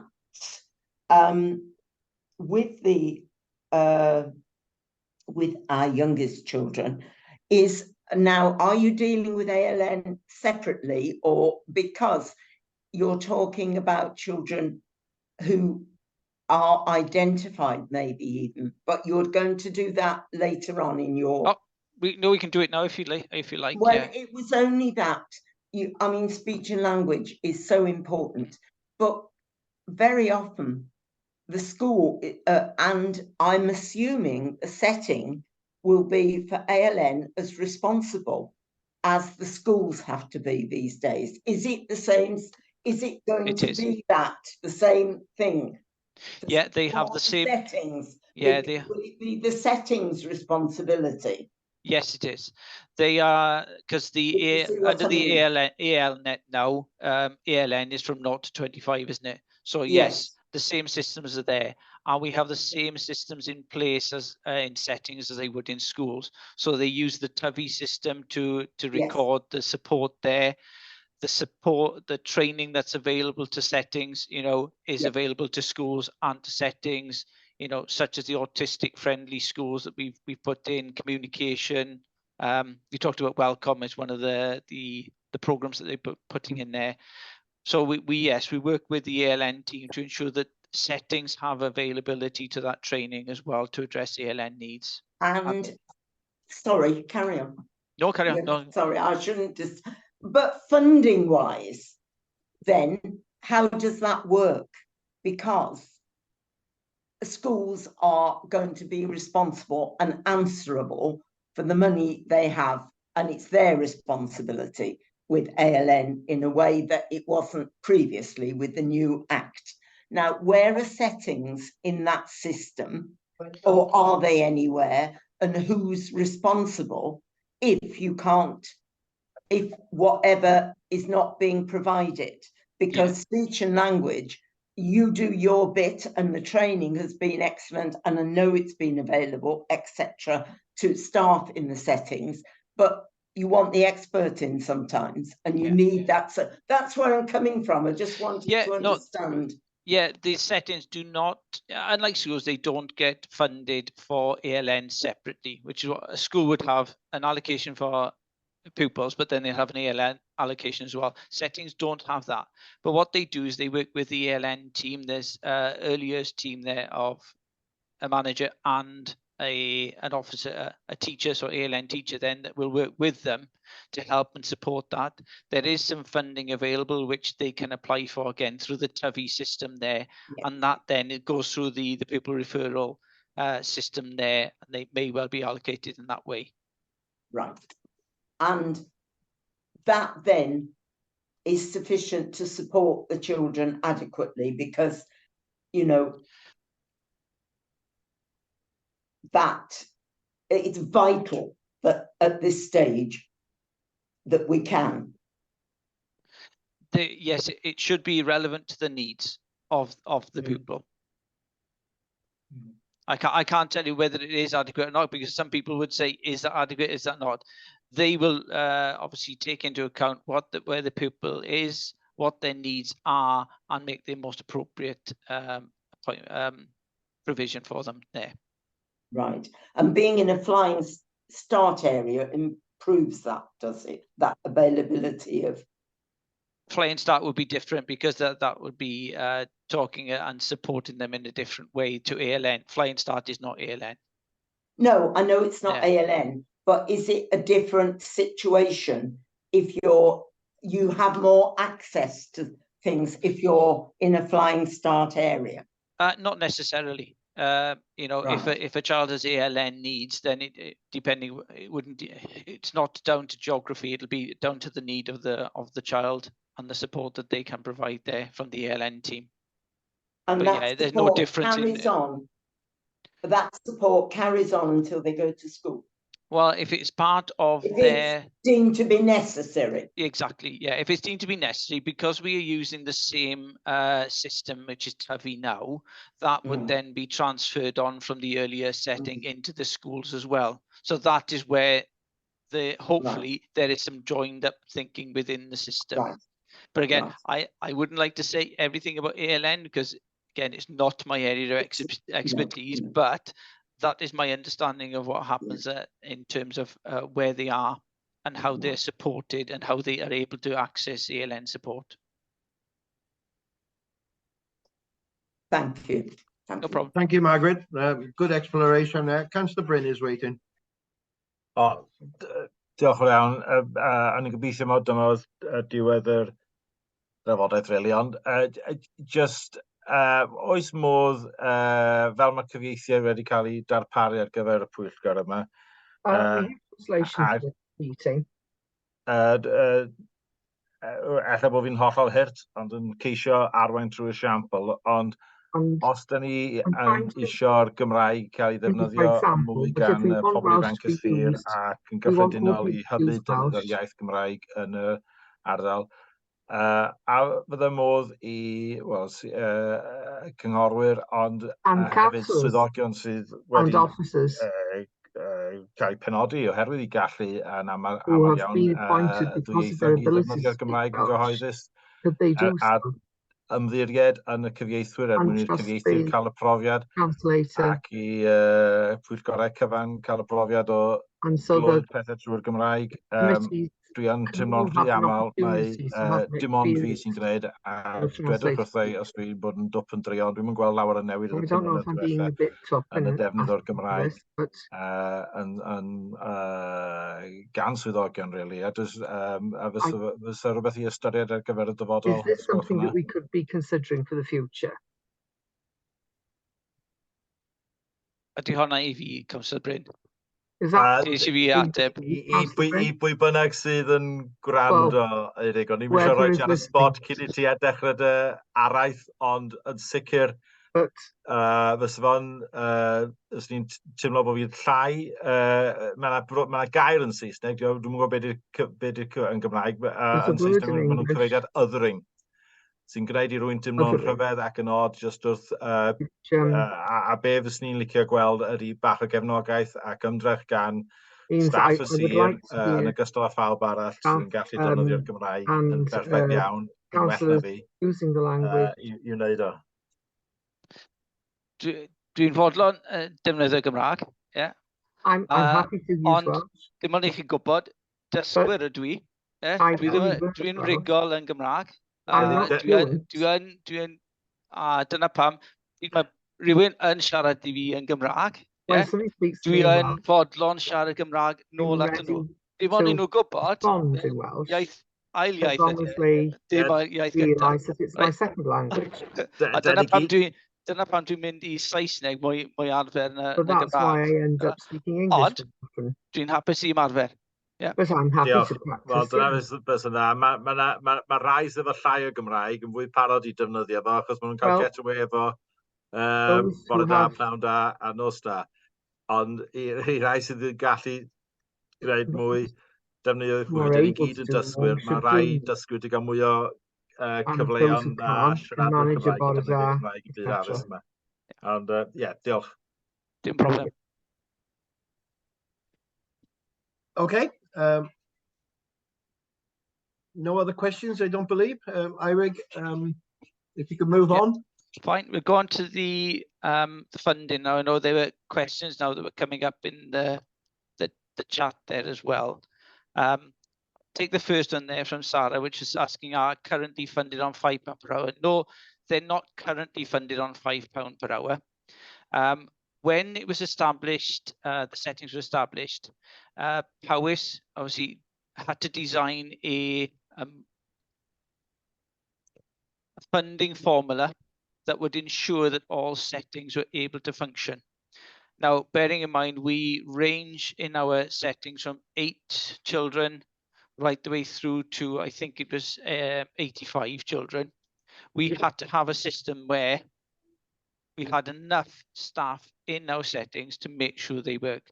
So the ratio has always been the first 1 to 16, or 2 adults to 16 pupils, to 16 children, sorry. 2 adults to 16 children is the first. After that, it's a ratio of 1 adult to 8 from that point on. Now, that has been in place since 2017. It has allowed settings to function and ensure that they are cost effective, able to run without major problems in terms of deficit budgets.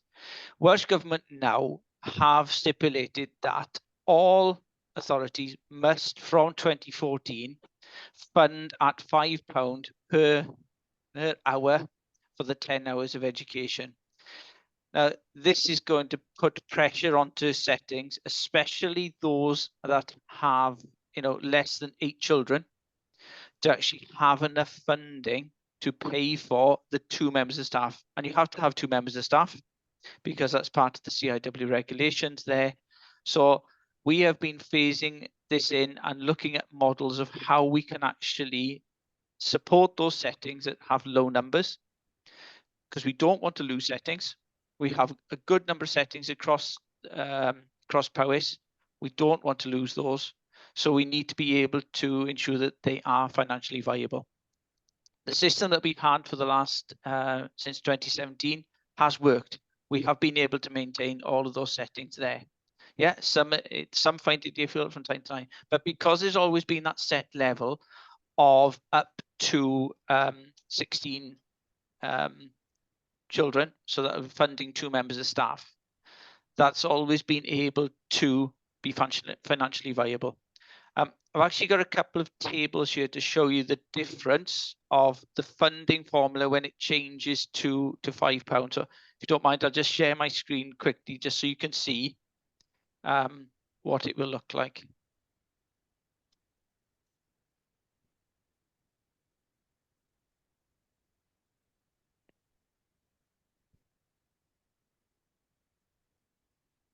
I can't see. Is the screen sharing?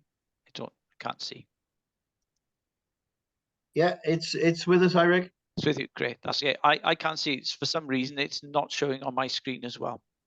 So in the current funding formula, because the lowest level of staffing that any setting will get will be 16 for 16 places, whether they have 8 pupils, 8 children there, or across the year, we will always fund them up to 2 adults, which would be 16,000.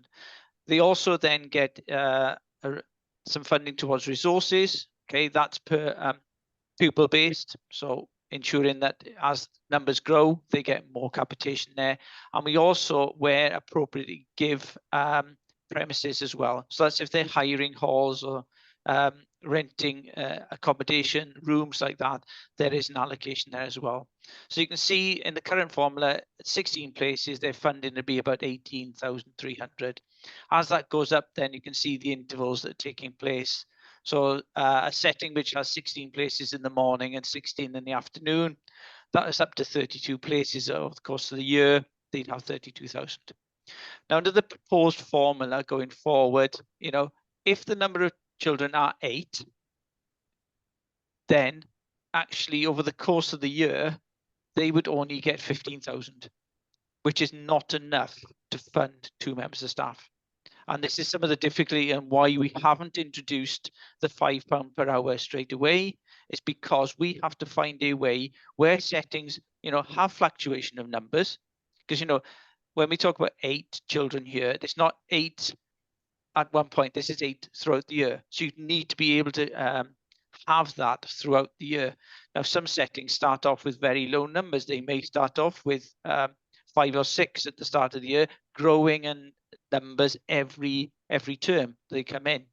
So you'd have to be probably about 12 pupils or 12 children accessing it throughout the year to be able to come into a positive budget.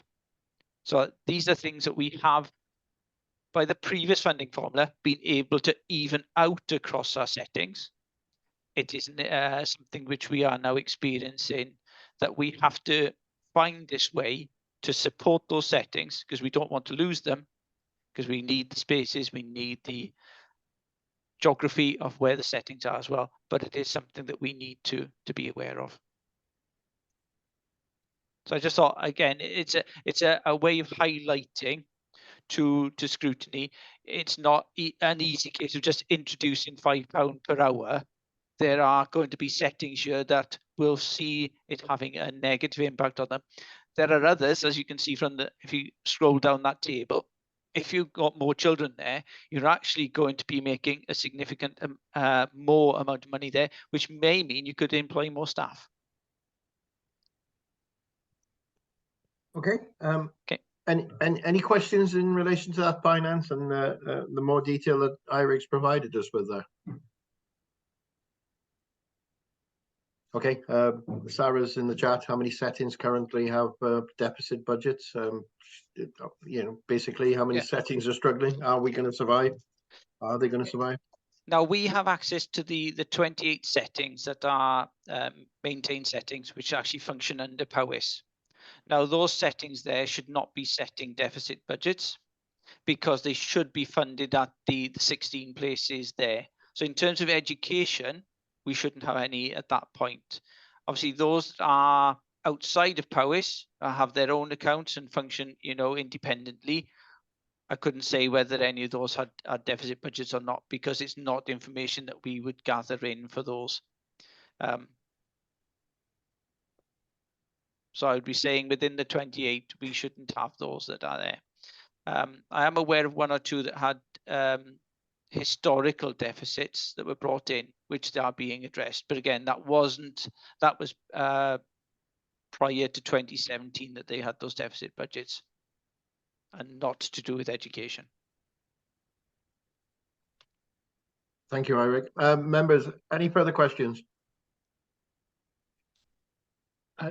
James, I'm sorry, I had to drop out at that point when Eric was had that spreadsheet. I'll catch up with it later. Really, I'm really concerned about the smallest settings. It looks as though it's going to get more difficult for them. Yeah, we've supported them more, and why we didn't change immediately from our current funding formula to the £5 per hour, because we can see that. Now we are working on solutions there of how we can do that, while sticking to the £5 per hour, which we have to do. We have to now work with those settings to find ways and solutions to get that done. And that kind of leads me into the next one about the contracting and the delivery of early years education, because the new contracts are coming up. Settings need to know whether they are financially viable, whether they can provide the service that we require, and a huge element of that will be funding. So that's why we want to work with them over the next year to see, well, what difference will this make? What can we do? We have had settings before now where, numbers have dipped, to 2 or 3 in the setting, and we've tried to support them there. They've brought in, sometimes had children starting at 2.5 who are due to start in 3. They might have taken them a term earlier and then had to charge parents for that, but that might have helped them just through that short period to make sure that they are still viable. Now, we may have to look at solutions like that again, because we want to ensure that we maintain the standards of and the number of settings we have across Powys. Diolch, Eric. Mae'r settings yma yn volatile iawn. Mae rhifau gallu bod yn volatile, ac so dim ond jyst chydig bach dros blwyddyn sydd o fewn y setting. So mae hwnna'n achosi problem ydy. Odi, mae yn, a ni'n gwybod gyda'r iaith hefyd, mae rhifau yn mynd lan ac yn lawr yn Gymraeg, a dyn ni ddim yn eisiau colli un o settings Gymraeg, achos blwyddyn nesaf bydd rhywun arall yn eisiau nhw, neu bydd rai arall yn eisiau dod mewn. Dyna pan ni eisiau gwneud yn siŵr bod mae'r settings yma yn gallu cadw fynd, ond gallen ni weld, does dim digon arian gyda rhifau lawr o 8 i lawr. Diolch, Eric. Cadeirydd, mae hwn yn rhan pwysig o'r addysg yn Powys. Ni'n gallu cadw watching brief ar hwn, fel mynd i fynd trwy'r blwyddyn, gyda gwaith mae Eric mae Eric yn neud, gyda'r settings yn trio neud siŵr bod pawb â cyfle i cael mynychu y settings yma. Diolch yn fawr iawn. Diolch. Thank you, Aled. Eirig, moving on. Yeah, just to the final section of the report then, which is about the contracts, and then just brought in there to explain the reasons why it was delayed. We delayed it first because of COVID. We wanted to get the information as to, are the settings working? Is the standard of a high standard? We now have that information that's verified by the reports we have from CIW and Estin as well as our own intelligence that we're providing there. The difficulty we have at the moment, obviously, is the new funding formula, which, again, we have to implement. We must do that, but we must make sure that it's workable there. Most settings, I say most of the settings, we haven't probably got, we're probably talking about 10 or less settings that have an average of 8 or less in a year. So, there's 62 settings there that will have this, and we'll see an improvement in their funding. There's going to be some there that then see, okay, well, how are we going to make this work? And that's where we've got to work in tandem with them to try to support them through that. So just to explain why the contracts did not go out last year. It should have been this time this year going out, but it's been delayed for a year because of this funding formula. I'm happy to take any questions about that if any members wish to ask anything. Anything, members? Nope. You're in the clear. Croeso. Members, anything else you would like to take up with Eirik today now? It's been a comprehensive session on this. No, diolch, Eirik. Thank you very much. Okay, members, we move on to the rest of our agenda. Members, just a quick discussion now. We've got two agenda. Well, we've got a few things to do yet. We've got item 7 and item 8, and also our work program. I don't like going beyond our set time, which is 5 p.m. Would it be an idea to take one more agenda item and push one of the agenda items over into next week? We have lost a little piece of our school transformation program agenda. Would that be, or I'm in your hands, members, or do you want to? I just envisage going past 5 p.m. if we do everything. Councillor Lucy. Sorry, got another meeting at 5, Gwynfor, so I'll have to get 5. We've also got some of us are catching up with Clive Pinney as well in relation to our conflict of interest next week as well. So, Councillor David. I think, Chair, we've got a very important item, which is almost the last item on the agenda. I don't think we can really debate that today, in its entirety, but there are a lot of issues on that one that I'd like to raise. On the, I would be happy to see it go forward to next week. The secondary schools improvement strategy, yeah? That's correct, yeah. Yeah. Members, do you think that's a good option, or I'm in your hands? Officers, would you be content with that? Councillor Gwynfor, the only problem is we have got a school that will be receiving ESTIN feedback next week, okay. And one of and Cressy will be receiving that feedback due to other senior managers being involved in other things. So it's just whether we can look to find a different officer to receive that feedback, ESTIN feedback from that school, because Cressy would lead this item. Okay. Lynette, you're here. What are your thoughts on that one for us? I share Councillor David's concerns. I'm not sure that we'll be able to give it the relevant scrutiny that it needs, really. I understand there's quite a few people got questions for that, but yeah, I'm happy to take it now, but obviously it leaves us with less than 60 minutes. What's your opinion, Lynette?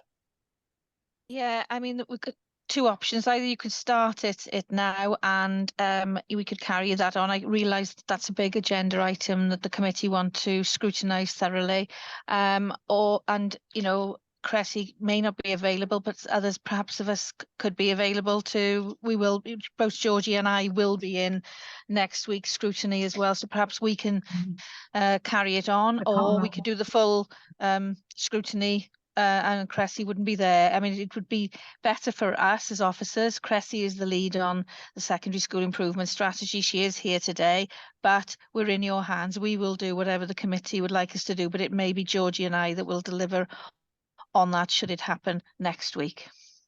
What's members' feelings? Chair, I'd rather go along with what Lynette suggests, really. Go with Make a and start. If we don't finish it today, we can carry on at another time. Okay, yeah, I'd be happy with that. Yeah, and then we've also got item 7, which is curriculum for Wales, which we're not going to get through as well with 5 p.m. as well. So should we start on item 8 now and see where we are then, and then see if we can add on to next week? Right, well, item 8 then, pages 41 to 48 in the agenda pack. Who's going to take us through this? Is it you, Georgie, or you, Lynette? It will be Cressy, Chair. Oh, sorry. Yes, you've just told me that. Yeah, if it goes on to next week, Georgie and I will pick it up then.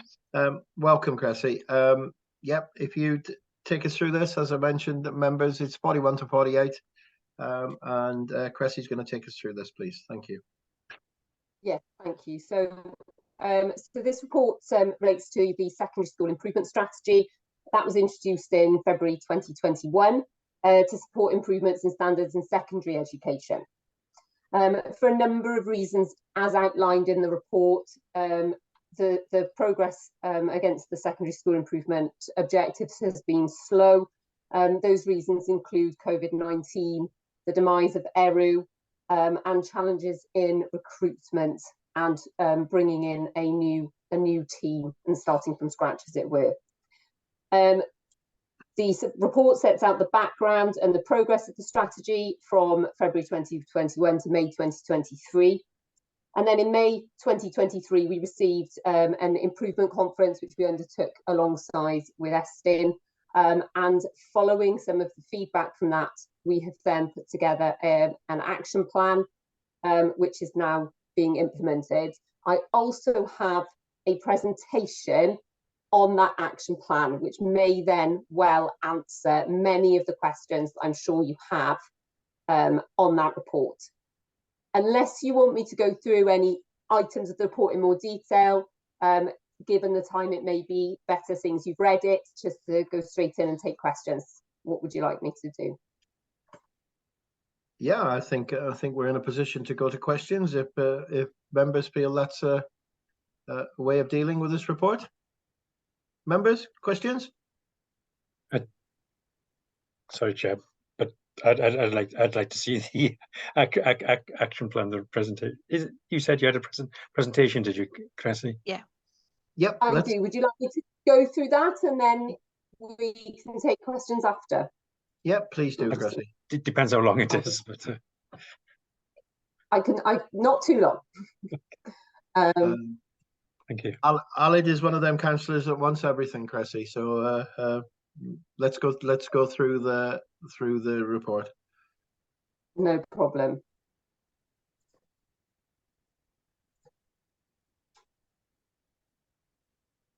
Okay, hopefully that you can see that now. Not as yet, no.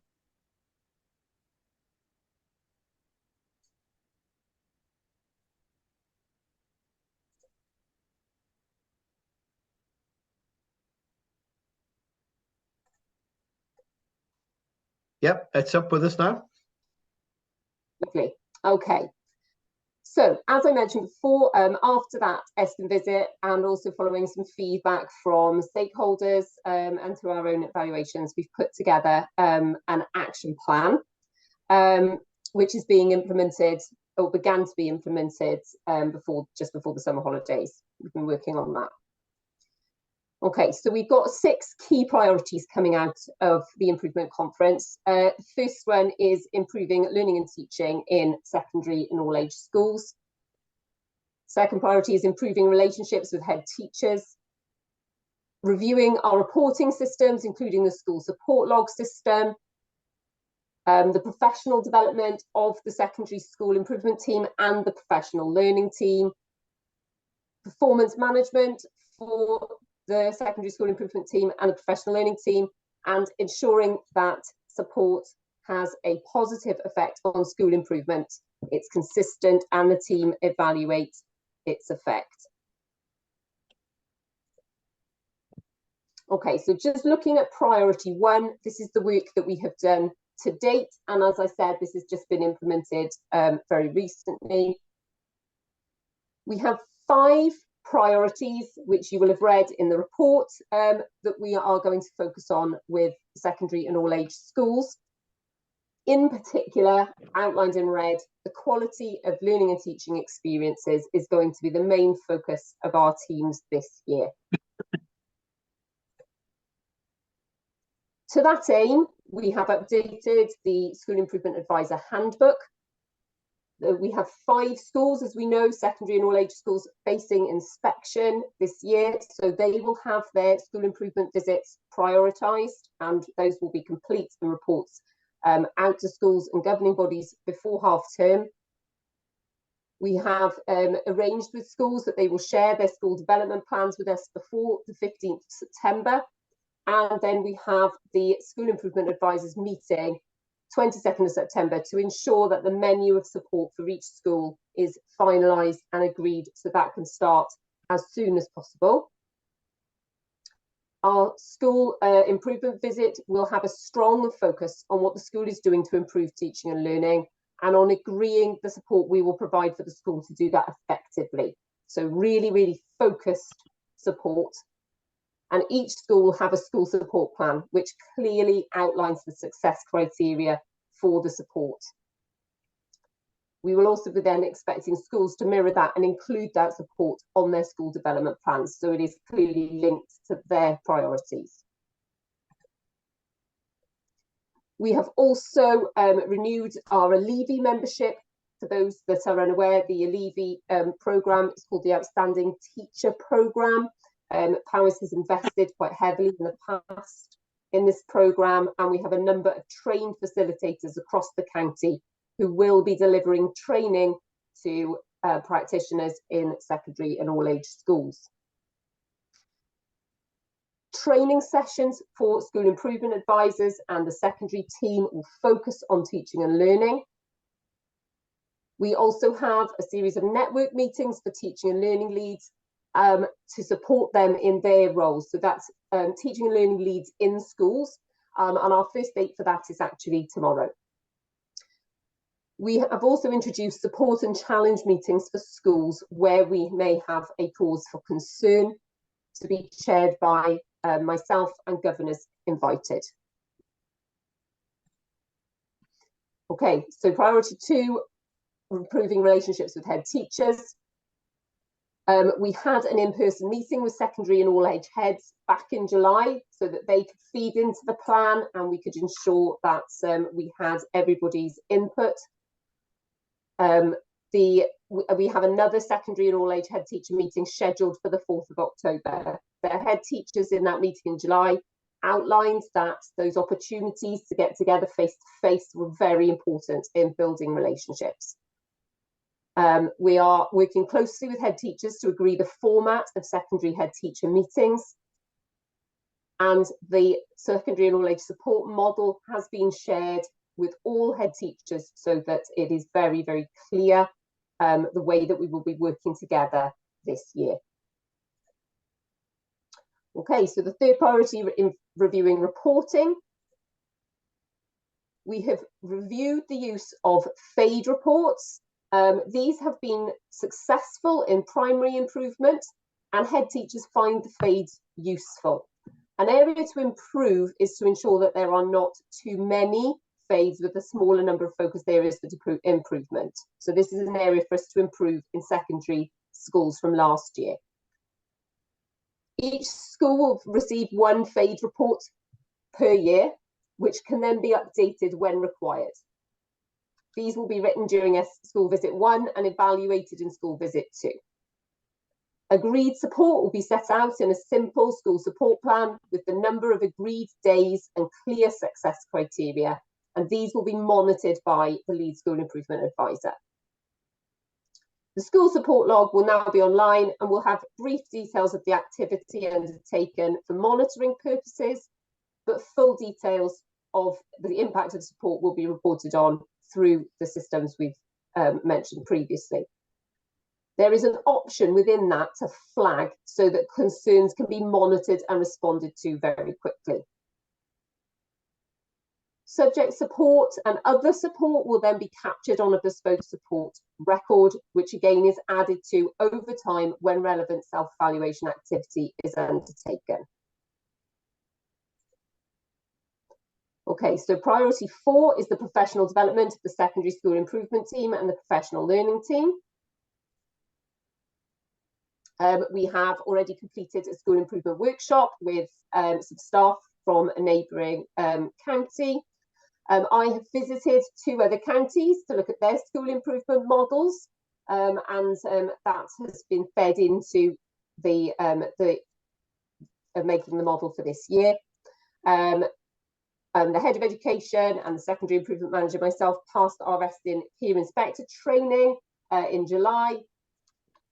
Each of our subject school improvement advisors are shadowing a lead school improvement advisor for their professional development, and each of our lead school improvement advisors will have the opportunity to join a school improvement visit in another county as part of their professional development. We also have a number of in-house training days, and we hold those half-termly. And then the final two priorities, improving performance management and ensuring support has a positive effect and is consistent. Annual appraisals have been reviewed and they have clear objectives for improvement in secondary schools. Line management focuses on progress towards agreed success criteria for work in specific schools. As mentioned just a moment ago, our secondary and all-age team days are held half-termly, and subject support team days also held half-termly, so we can monitor and review the work that those are doing. And that is my presentation. Thank you very much. We'll come back to questions. Thank you, Kirsty. Certainly gives us a little bit more detail there, which we're grateful for. Members, please indicate if you wish to jump in. Okay, Councillor Allard is first up. Thank you, Chair. Just very quickly, that's quite a lot of work, quite a bit of plan. Did that all flow from the improvement visits you had in the spring, early summer, or is largely it came from that, but also our own evaluations that we were undertaking through the year, and feedback from head teachers and schools also. Okay, because there wasn't any written report from that conference at all, was there? So okay. Yeah, I'm quite surprised at the level of the work that has to be done. But okay, thank you. And you will report back to us at some point, no doubt, as the year goes through. Lynette's coming in, Alan. Yeah, thank you, Chair. I just wanted to come in there to sort of mention about the visit, and it was a visit from Estin, not an inspection. But they did look at the recommendations from the visit that they undertook in 2019 and consequently in 2021. The visit was, as you know, we regularly have visits from Estin inspectors. Our link inspector visits us half-termly, and this was an extended visit, but it was a robust visit, and it did involve head teacher and stakeholder groups, etc.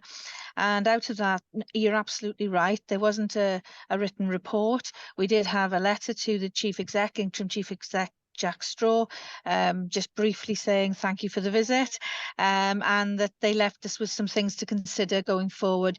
You're absolutely right. What we have done is taken on board everything that the team found from their own evaluations last year. There was a plan already in place, and the feedback from Estin, which was oral feedback, did leave us with areas for improvement, particularly around this area, and it's something that we bring into the table today for scrutiny to see the action plan in terms of the priorities that we have ourselves with Estin identified as needing improvement, and we would be more than happy for scrutiny, as well as we'll be monitored as part of our own processes internally, monitoring this plan as we move forward. Cressy has already mentioned we do have 5 secondary schools who are due inspection before summer 2024, and so we will have the outcome of those inspection reports as well to be able to bring to scrutiny throughout the year to monitor how effective our support has been and how effective the schools have been in delivering on the support that's being done through the team. So I just wanted to just put a bit of context around where this plan has come from, and around the actual visit that happened earlier this year, and how we are seriously taking the feedback from Estin seriously in producing this plan and moving forward. Thank you, Chair. Thank you. Thank you, Lynette. Councillor Bryn. Diolch yn iawn. Thank you. Just to speed things up a little bit, really. I was struggling to see the connection between the presentation you've just given us and the report we've read overnight, because I'll go straight to the end, but I would like to come back to other points along the way. Really, you've got 5 conclusions of the short-term priorities at the end of the report. Well, the first 4 conclusions are improving the quality of learning, improving self-evaluation, improving standards and literacy, improving attendance.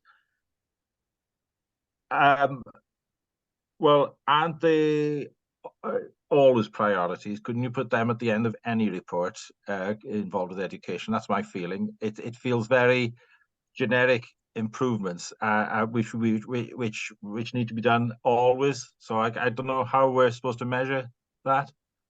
I would have liked to see more specific short-term targets.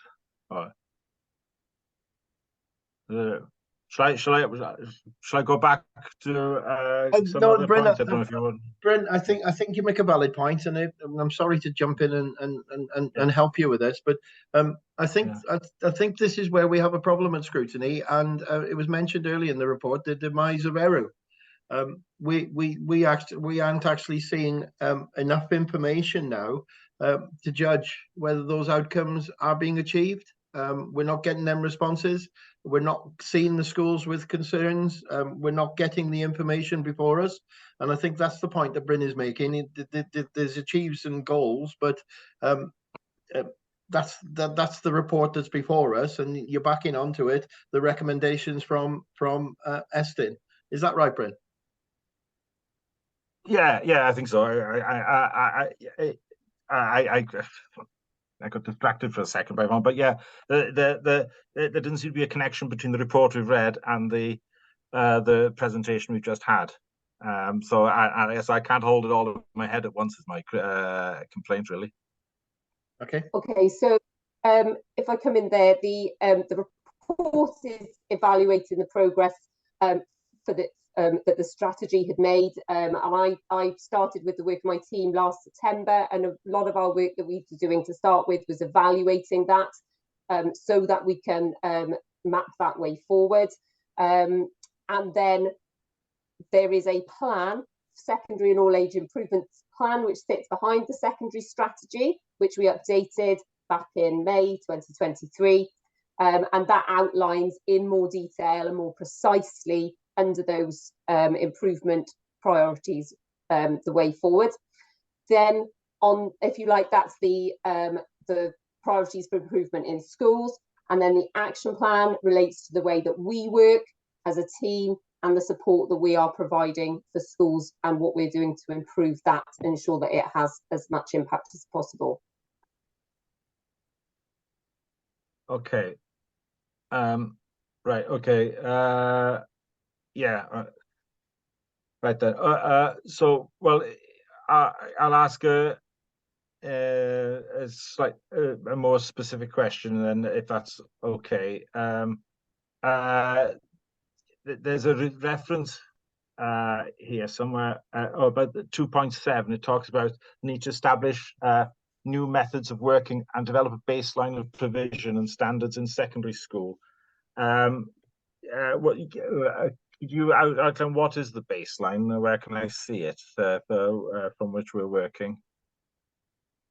And is it the same for Welsh medium schools as it is for English medium? Because the baseline of provision in Welsh medium is, well, it's frankly non-existent.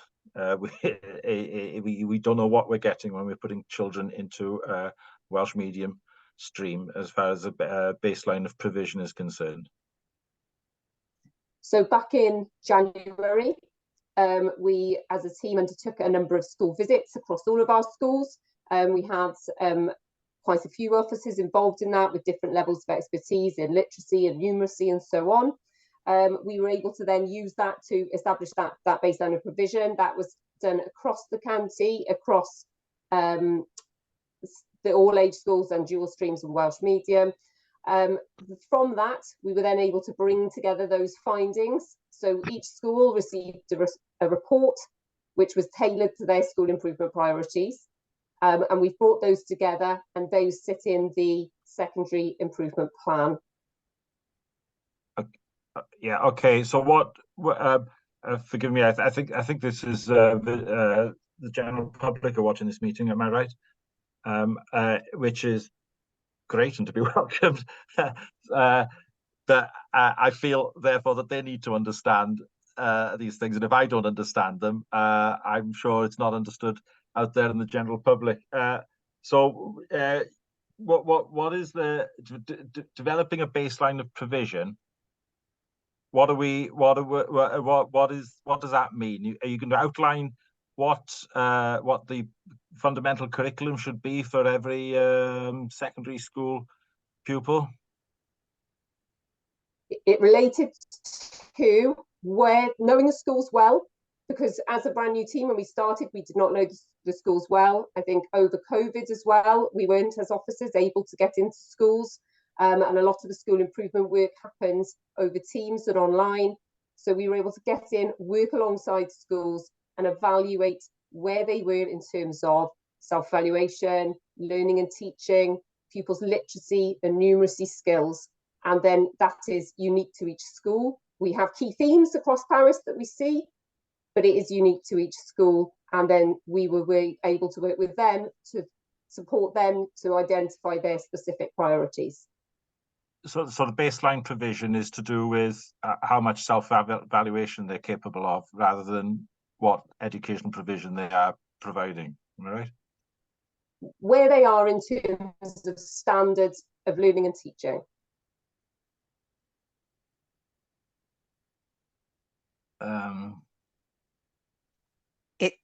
Councillor Bryn, it's not the breadth of offer.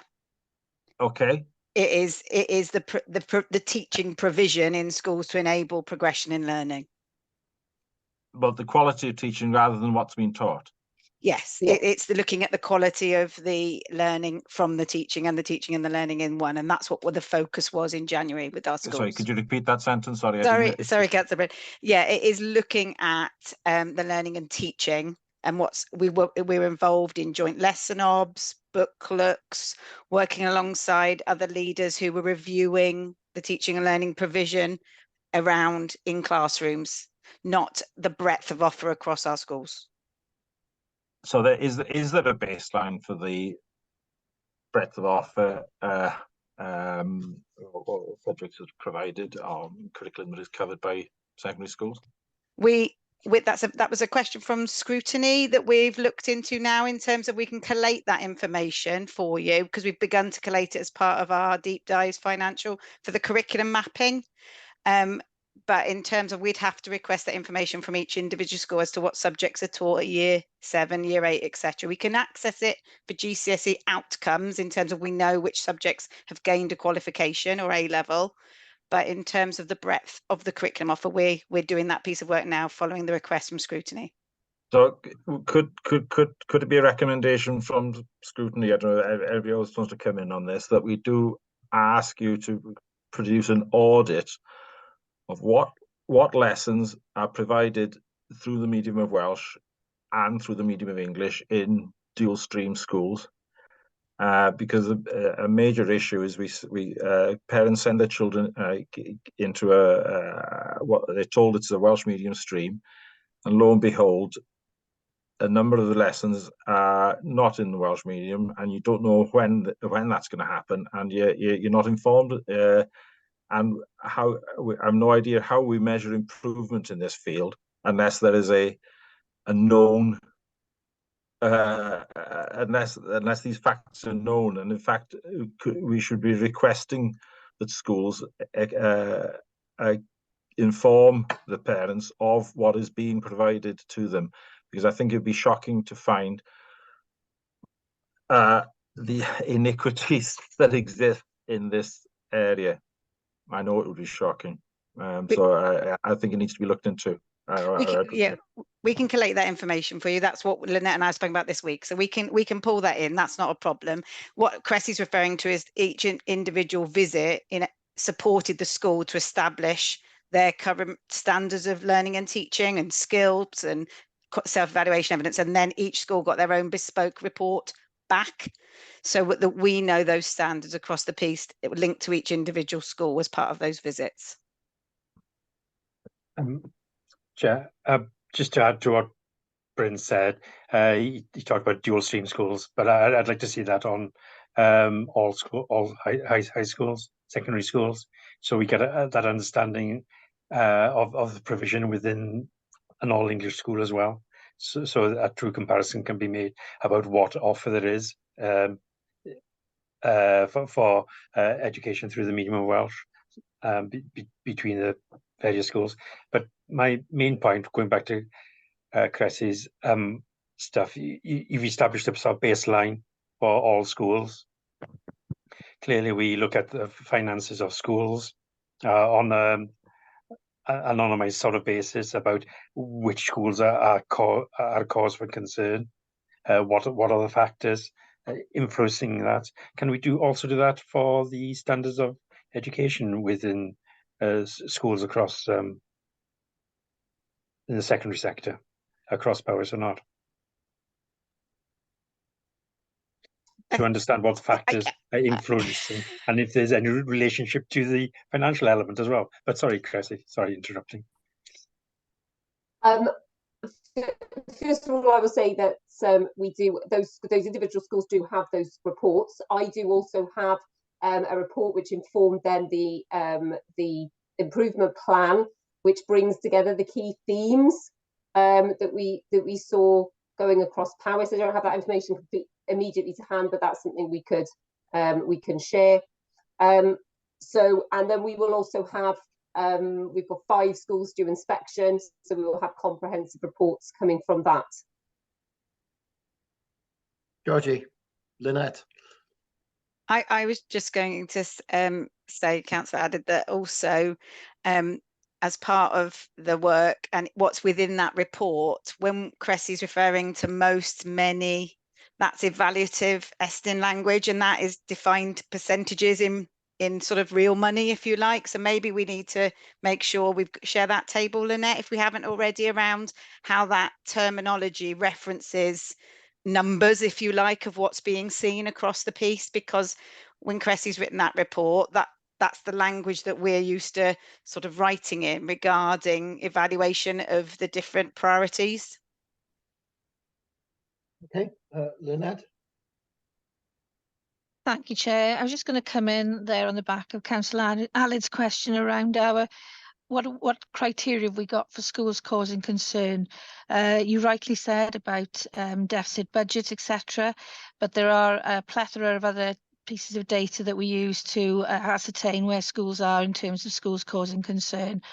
What the secondary school team have done, and lead SIAs, is produce that kind of data on standards, provision, leadership within the school, self-evaluation, how effective all of that is, and that is starting to provide us with that information on each school, which we would have.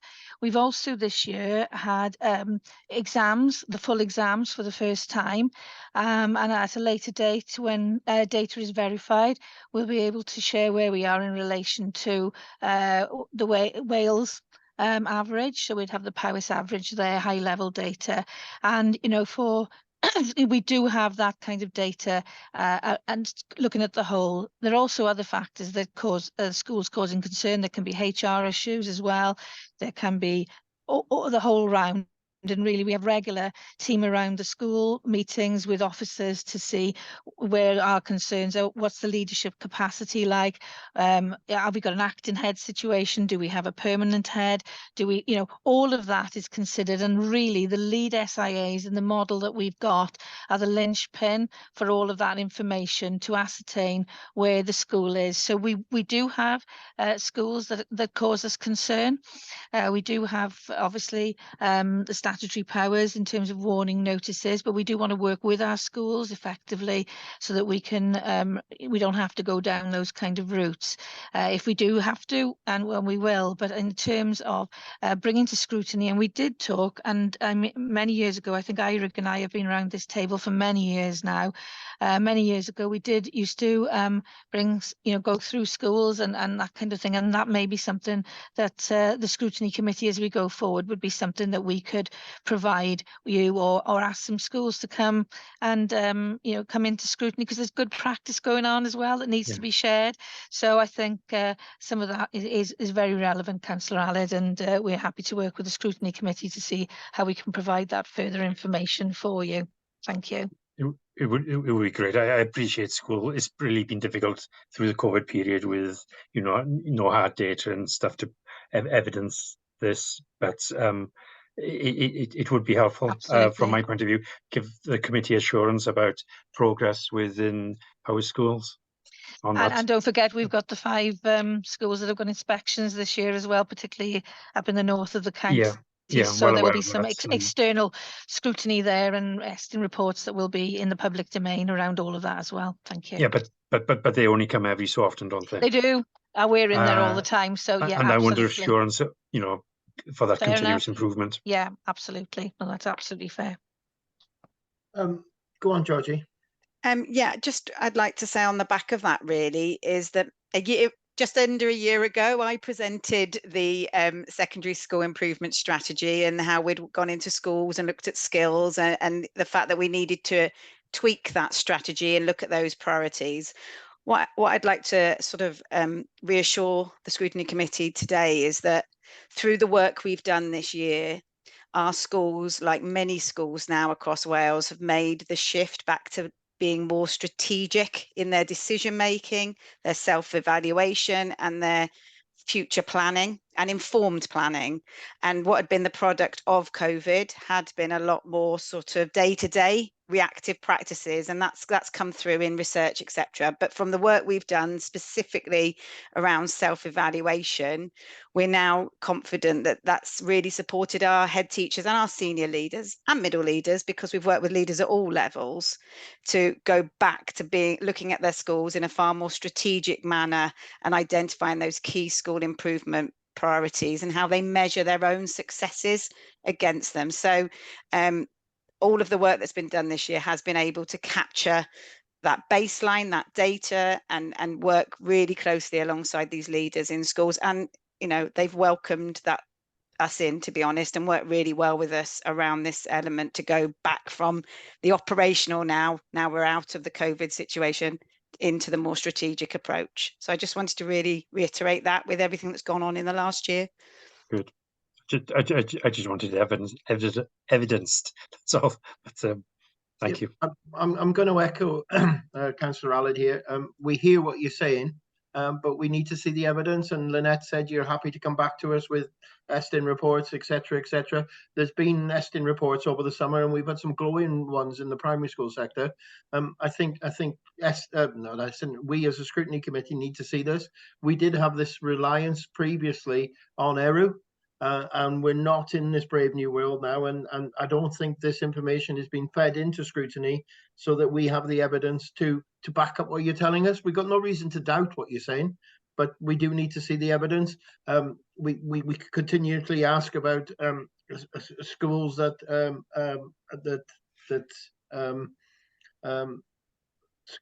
what's the terminology? Sorry, schools causing concern. Causing concern, schools causing concern. We've asked on many times, let's bring this as an agenda item to it. Should it be in this agenda item? Should we be looking at this now? Should we be seeking to see the reassurance that they are on the right track and moving forward? So all we're asking is we need to see hard and fast evidence to see where we are actually in the sector. Yeah, Lynette, you've got a hand up. Sally, you had hand up before as well, sorry. Thank you, Councillor Gwynfor, I think yeah, we will take that point and absolutely go away. I think I just wanted to come back in the point that Councillor Aled made, which is absolutely spot on. We shouldn't be waiting for Eston reports to come and tell us. We should be, as a school improvement team, able to identify the areas that schools need, and so we shouldn't have to wait. So I just wanted to take that point, and that's really why we've got this action plan as a result of our own evaluation and the Eston visit, to make sure we improve our ability to be able to do that going forward. And that's something we'd welcome Scrutiny to monitor with us as we move forward. But you made a very valid point, Councillor Aled, that we shouldn't be waiting for Eston to come in. As a school improvement team, we need to be able to do that and give you those assurances. So we'll take that on board. Thank you very much. Yeah. Councillor Bryn. Yeah, okay. Diolch yn iawn. Yeah, the primary school improvements, our performances are great and very heartening to hear that doing very well. A number of primary schools, I mean, okay, I think is it almost a quarter of our primary schools are Welsh medium, or a bit less, I think, I can't remember, but they and most of them do perform either as single schools, either English medium or Welsh medium. You've got the occasional dual stream school as well. When it comes to secondary schools, we haven't got a single secondary school that is fully Welsh medium in Powys, and I think that the issue, I don't believe Eston were that I don't know what they said exactly, but I can't believe they'd be that confident in the performance of Welsh medium secondary edu school in Powys. And we in the whole of this report, Welsh medium gets 3 mentions, and you don't actually learn anything about the state of Welsh medium education from this report. I think it needs a whole section focused on Welsh medium in all the schools in North Powys and South Powys. And Mid Powys, I guess that's where the other Welsh medium streams are in the secondary schools. It needs a focus on that and see what provision is actually really being provided through the medium of Welsh, because there's been no progress for years. It's gone backwards, quite honestly. And I just as one sixth former I happen to know quite well has to travel 50 miles to cover 3 subjects in 3 different schools at A level, and they're not obscure subjects. They're not obscure subjects. They're mainstream subjects. And she has to attend 3 different secondary schools to get them. That is at sixth form level, but the time wasted with this system as it stands is disappointing to say the least. And when you multiply that up by the tens of kids who are trying to achieve Welsh medium education in order to become confident in 2 languages, is so important. I think there needs to be some focus on it, which has not manifested itself in this report at all, I'm afraid to say. Sorry, diolch. Cressy's looking to come back. Yes, just to agree with you on the Welsh point, we've identified in the report that support for development of Welsh language is an area of priority for us and an area of development. We don't currently have a Welsh speaking officer in the secondary school improvement team. We did not have the applications for that. Challenges with recruitment. We have brokered support for Welsh medium for schools through the Mid Wales Educational Partnership. We have made sure that all dual stream schools have got Welsh speaking officers involved with those, and equitably as well, so equal Welsh speaking and English speaking if it's a dual stream. And we have worked closely with external consultants on that. However, going forward, the need for a dedicated Welsh medium school improvement advisor is definitely something that we need to consider. Thank you, Cressy. Members, any further questions? I know Councillor David was indicating earlier. I did, Chair, and I'm still here. I don't know what's happened if my hand has gone down. Okay, go on, Councillor David. Yeah, I mean, a lot of this report is almost in Estin speak, really, where we talk about majority and many and all the rest of it. I'm really concerned starting on paragraph 3. It says the majority of schools have improved their school development plans, having had training or whatever. What are we doing about the one, and that covers the self-evaluation as well, what are we doing about the ones who haven't improved their school development plans? Especially if we've got inspections coming up, that is extremely worrying.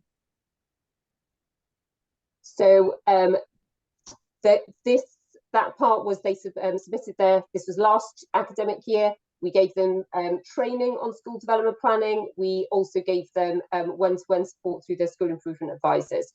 The schools that did not improve their development plans have had more intensive support put in across the summer term.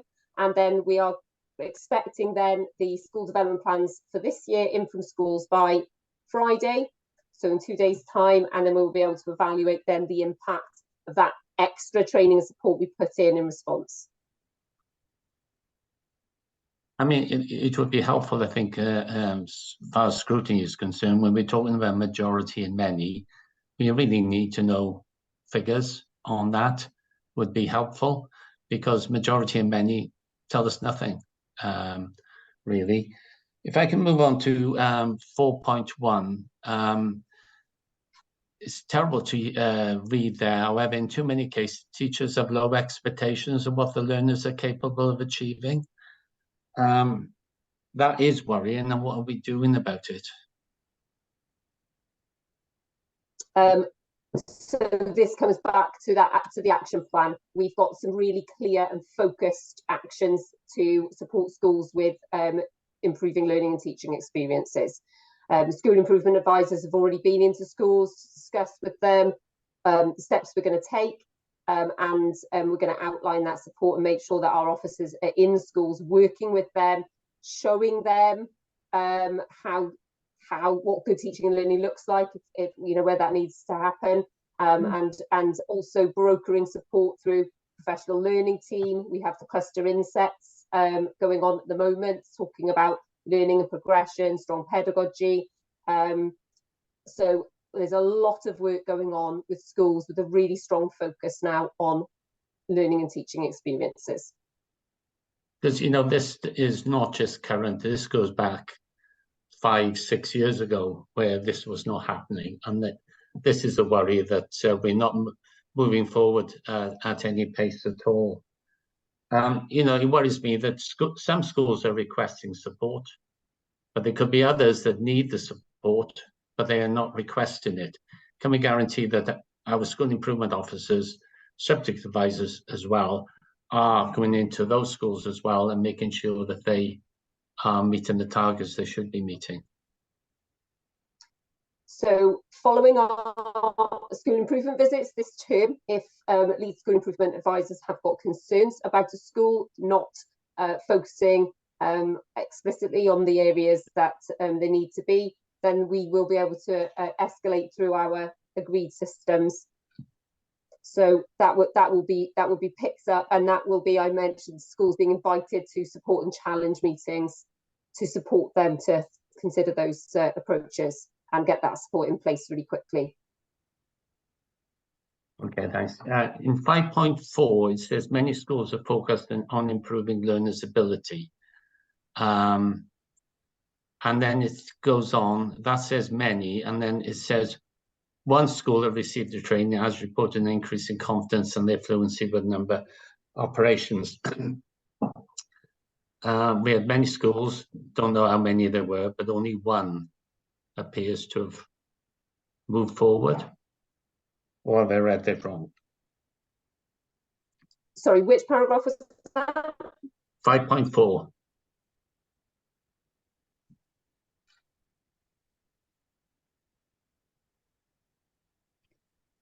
Okay.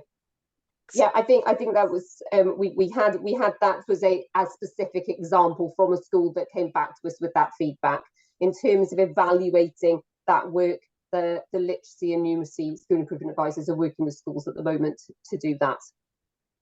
It's just that we talk about many and then we just talk about one that's really appears to have benefited. That is worrying figure, really. Can I just come in there if that's all right, Chair? Yeah, go for it, Georgie. Thank you. Just to sort of following on from one of your points there, Councillor David, the summer visits we did last year were off the back of knowing that COVID had that impact on skills specifically. And this support is offered to all secondary schools. All secondary schools had those support visits last year. All of the new secondary improvement team have come in with subject specialisms in the hope to support that subject specialist pedagogy. And we have supported them in evaluating their progress, all of the schools. So it isn't just schools that have asked for support, that's been available to all, and we have been in all in the last year. So that's really important that I sort of reiterate that, if that's okay. That's fine. It's just the way what is contained in the report and the way one reads it. That's the reason why I'm asking that question. I think what we need, as well as scrutiny, guarantees that the schools are taken on board the advice that's given by the school improvement officers and the subject advisors, because I have had it reported to me that not all schools are taken on board. Whether that's right or not, I don't know. If they're not, it's worrying, and we should be doing something about it. And that, Chair, is where I finish. Thank you very much. And thanks for that reassurance, Georgie. I think that's important for us as a scrutiny committee to receive. Members, it's 10 to 5, and as I suspected, I think we haven't played out this. I've got Councillor Lucy and Margaret still waiting. So with your permission, I'm going to, what's the word? It's not postpone, it's adjourn. Adjourn until next week's meeting, because we do have to finish by 5 o'clock. And I do wish to share a little bit more information. So all the agenda items we haven't dealt with today, yes, it makes it difficult, but we will push over into next week. Sorry, Lucy and Margaret, but I do think that there are some questions that we need to further explore on this report. So with your permission, I'd like you to hold over your questions till next week. Okay. Members, next week's meeting is predominantly, with the addition of today's meeting, school transformation. I just wanted to give you a quick update on that. That information as regards school transformation will be published, be available to you somewhere in the region later this afternoon at 4 o'clock or first thing in the morning. There's information in it which will need a good debate. Next week's meeting, those of us who are councillors are attending an event down in Llandewi first. So there's an opportunity for anybody who wishes to be face-to-face. We will be returning to County Hall. Well, I will anyway. We're returning to County Hall for the meeting face-to-face. Following this meeting, and that's why I'm quite keen to break off now, we're meeting, some of us are affected, our ward councillors, with some of the decisions which are made within the school transformation, and we're meeting with Mr. Clive Pinney to give us advice on our conflict or interest, if any, for that meeting. I'm a little disappointed that we're unclear where we are with this, but as I said, it's going in the public domain. We've had a timescale, and some of us are ward councillors, and we've received emails of that information today. And I'm not being cautious about it, but that's the approach that we've been taking. So that's what we have to deal with. So if we can conclude now and return to a meeting at 5 o'clock, those who wish to, I believe Kath has sent an invite to everybody. If anybody wants to come in there or make a comment on school transformation in relation to procedure or advice from Clive, please do so. But otherwise, I'll bring to an end today's meeting. Thanks, officers. It's been quite a comprehensive meeting because there's been an awful lot of information shared. But so that's the situation we're in, and I think it's the right thing to do today, to be fair, considering we've got a meeting later. So if everybody's happy, that's what we'll do. Anybody got any questions or comments? Do we have to leave and rejoin another meeting? Do we? Yes, Kath has sent an email in relation to that. Yeah, so we're leaving this meeting. It'll obviously bring out any complications with recordings and everything like that. So if everybody's happy, that's what we'll do. I'm gonna go straight into that meeting. So hopefully Clive won't be too far away. Okay. Thanks all for today. As I said, apologies we didn't get through the agenda, but I don't think it's right to rush items rather than make the comments. We need to give it due scrutiny, and I'm sure we'll think on some of the answers we've been given today in relation to this agenda item, and we'll resume following our school transformation agenda next week. Thank you. And as I said, if those of you, and I do encourage you actually, it'd be great to see people face to face. So there will be a face-to-face meeting next week, but those of you who can't make it, there will be a hybrid option. So see you all next week. Thanks very much.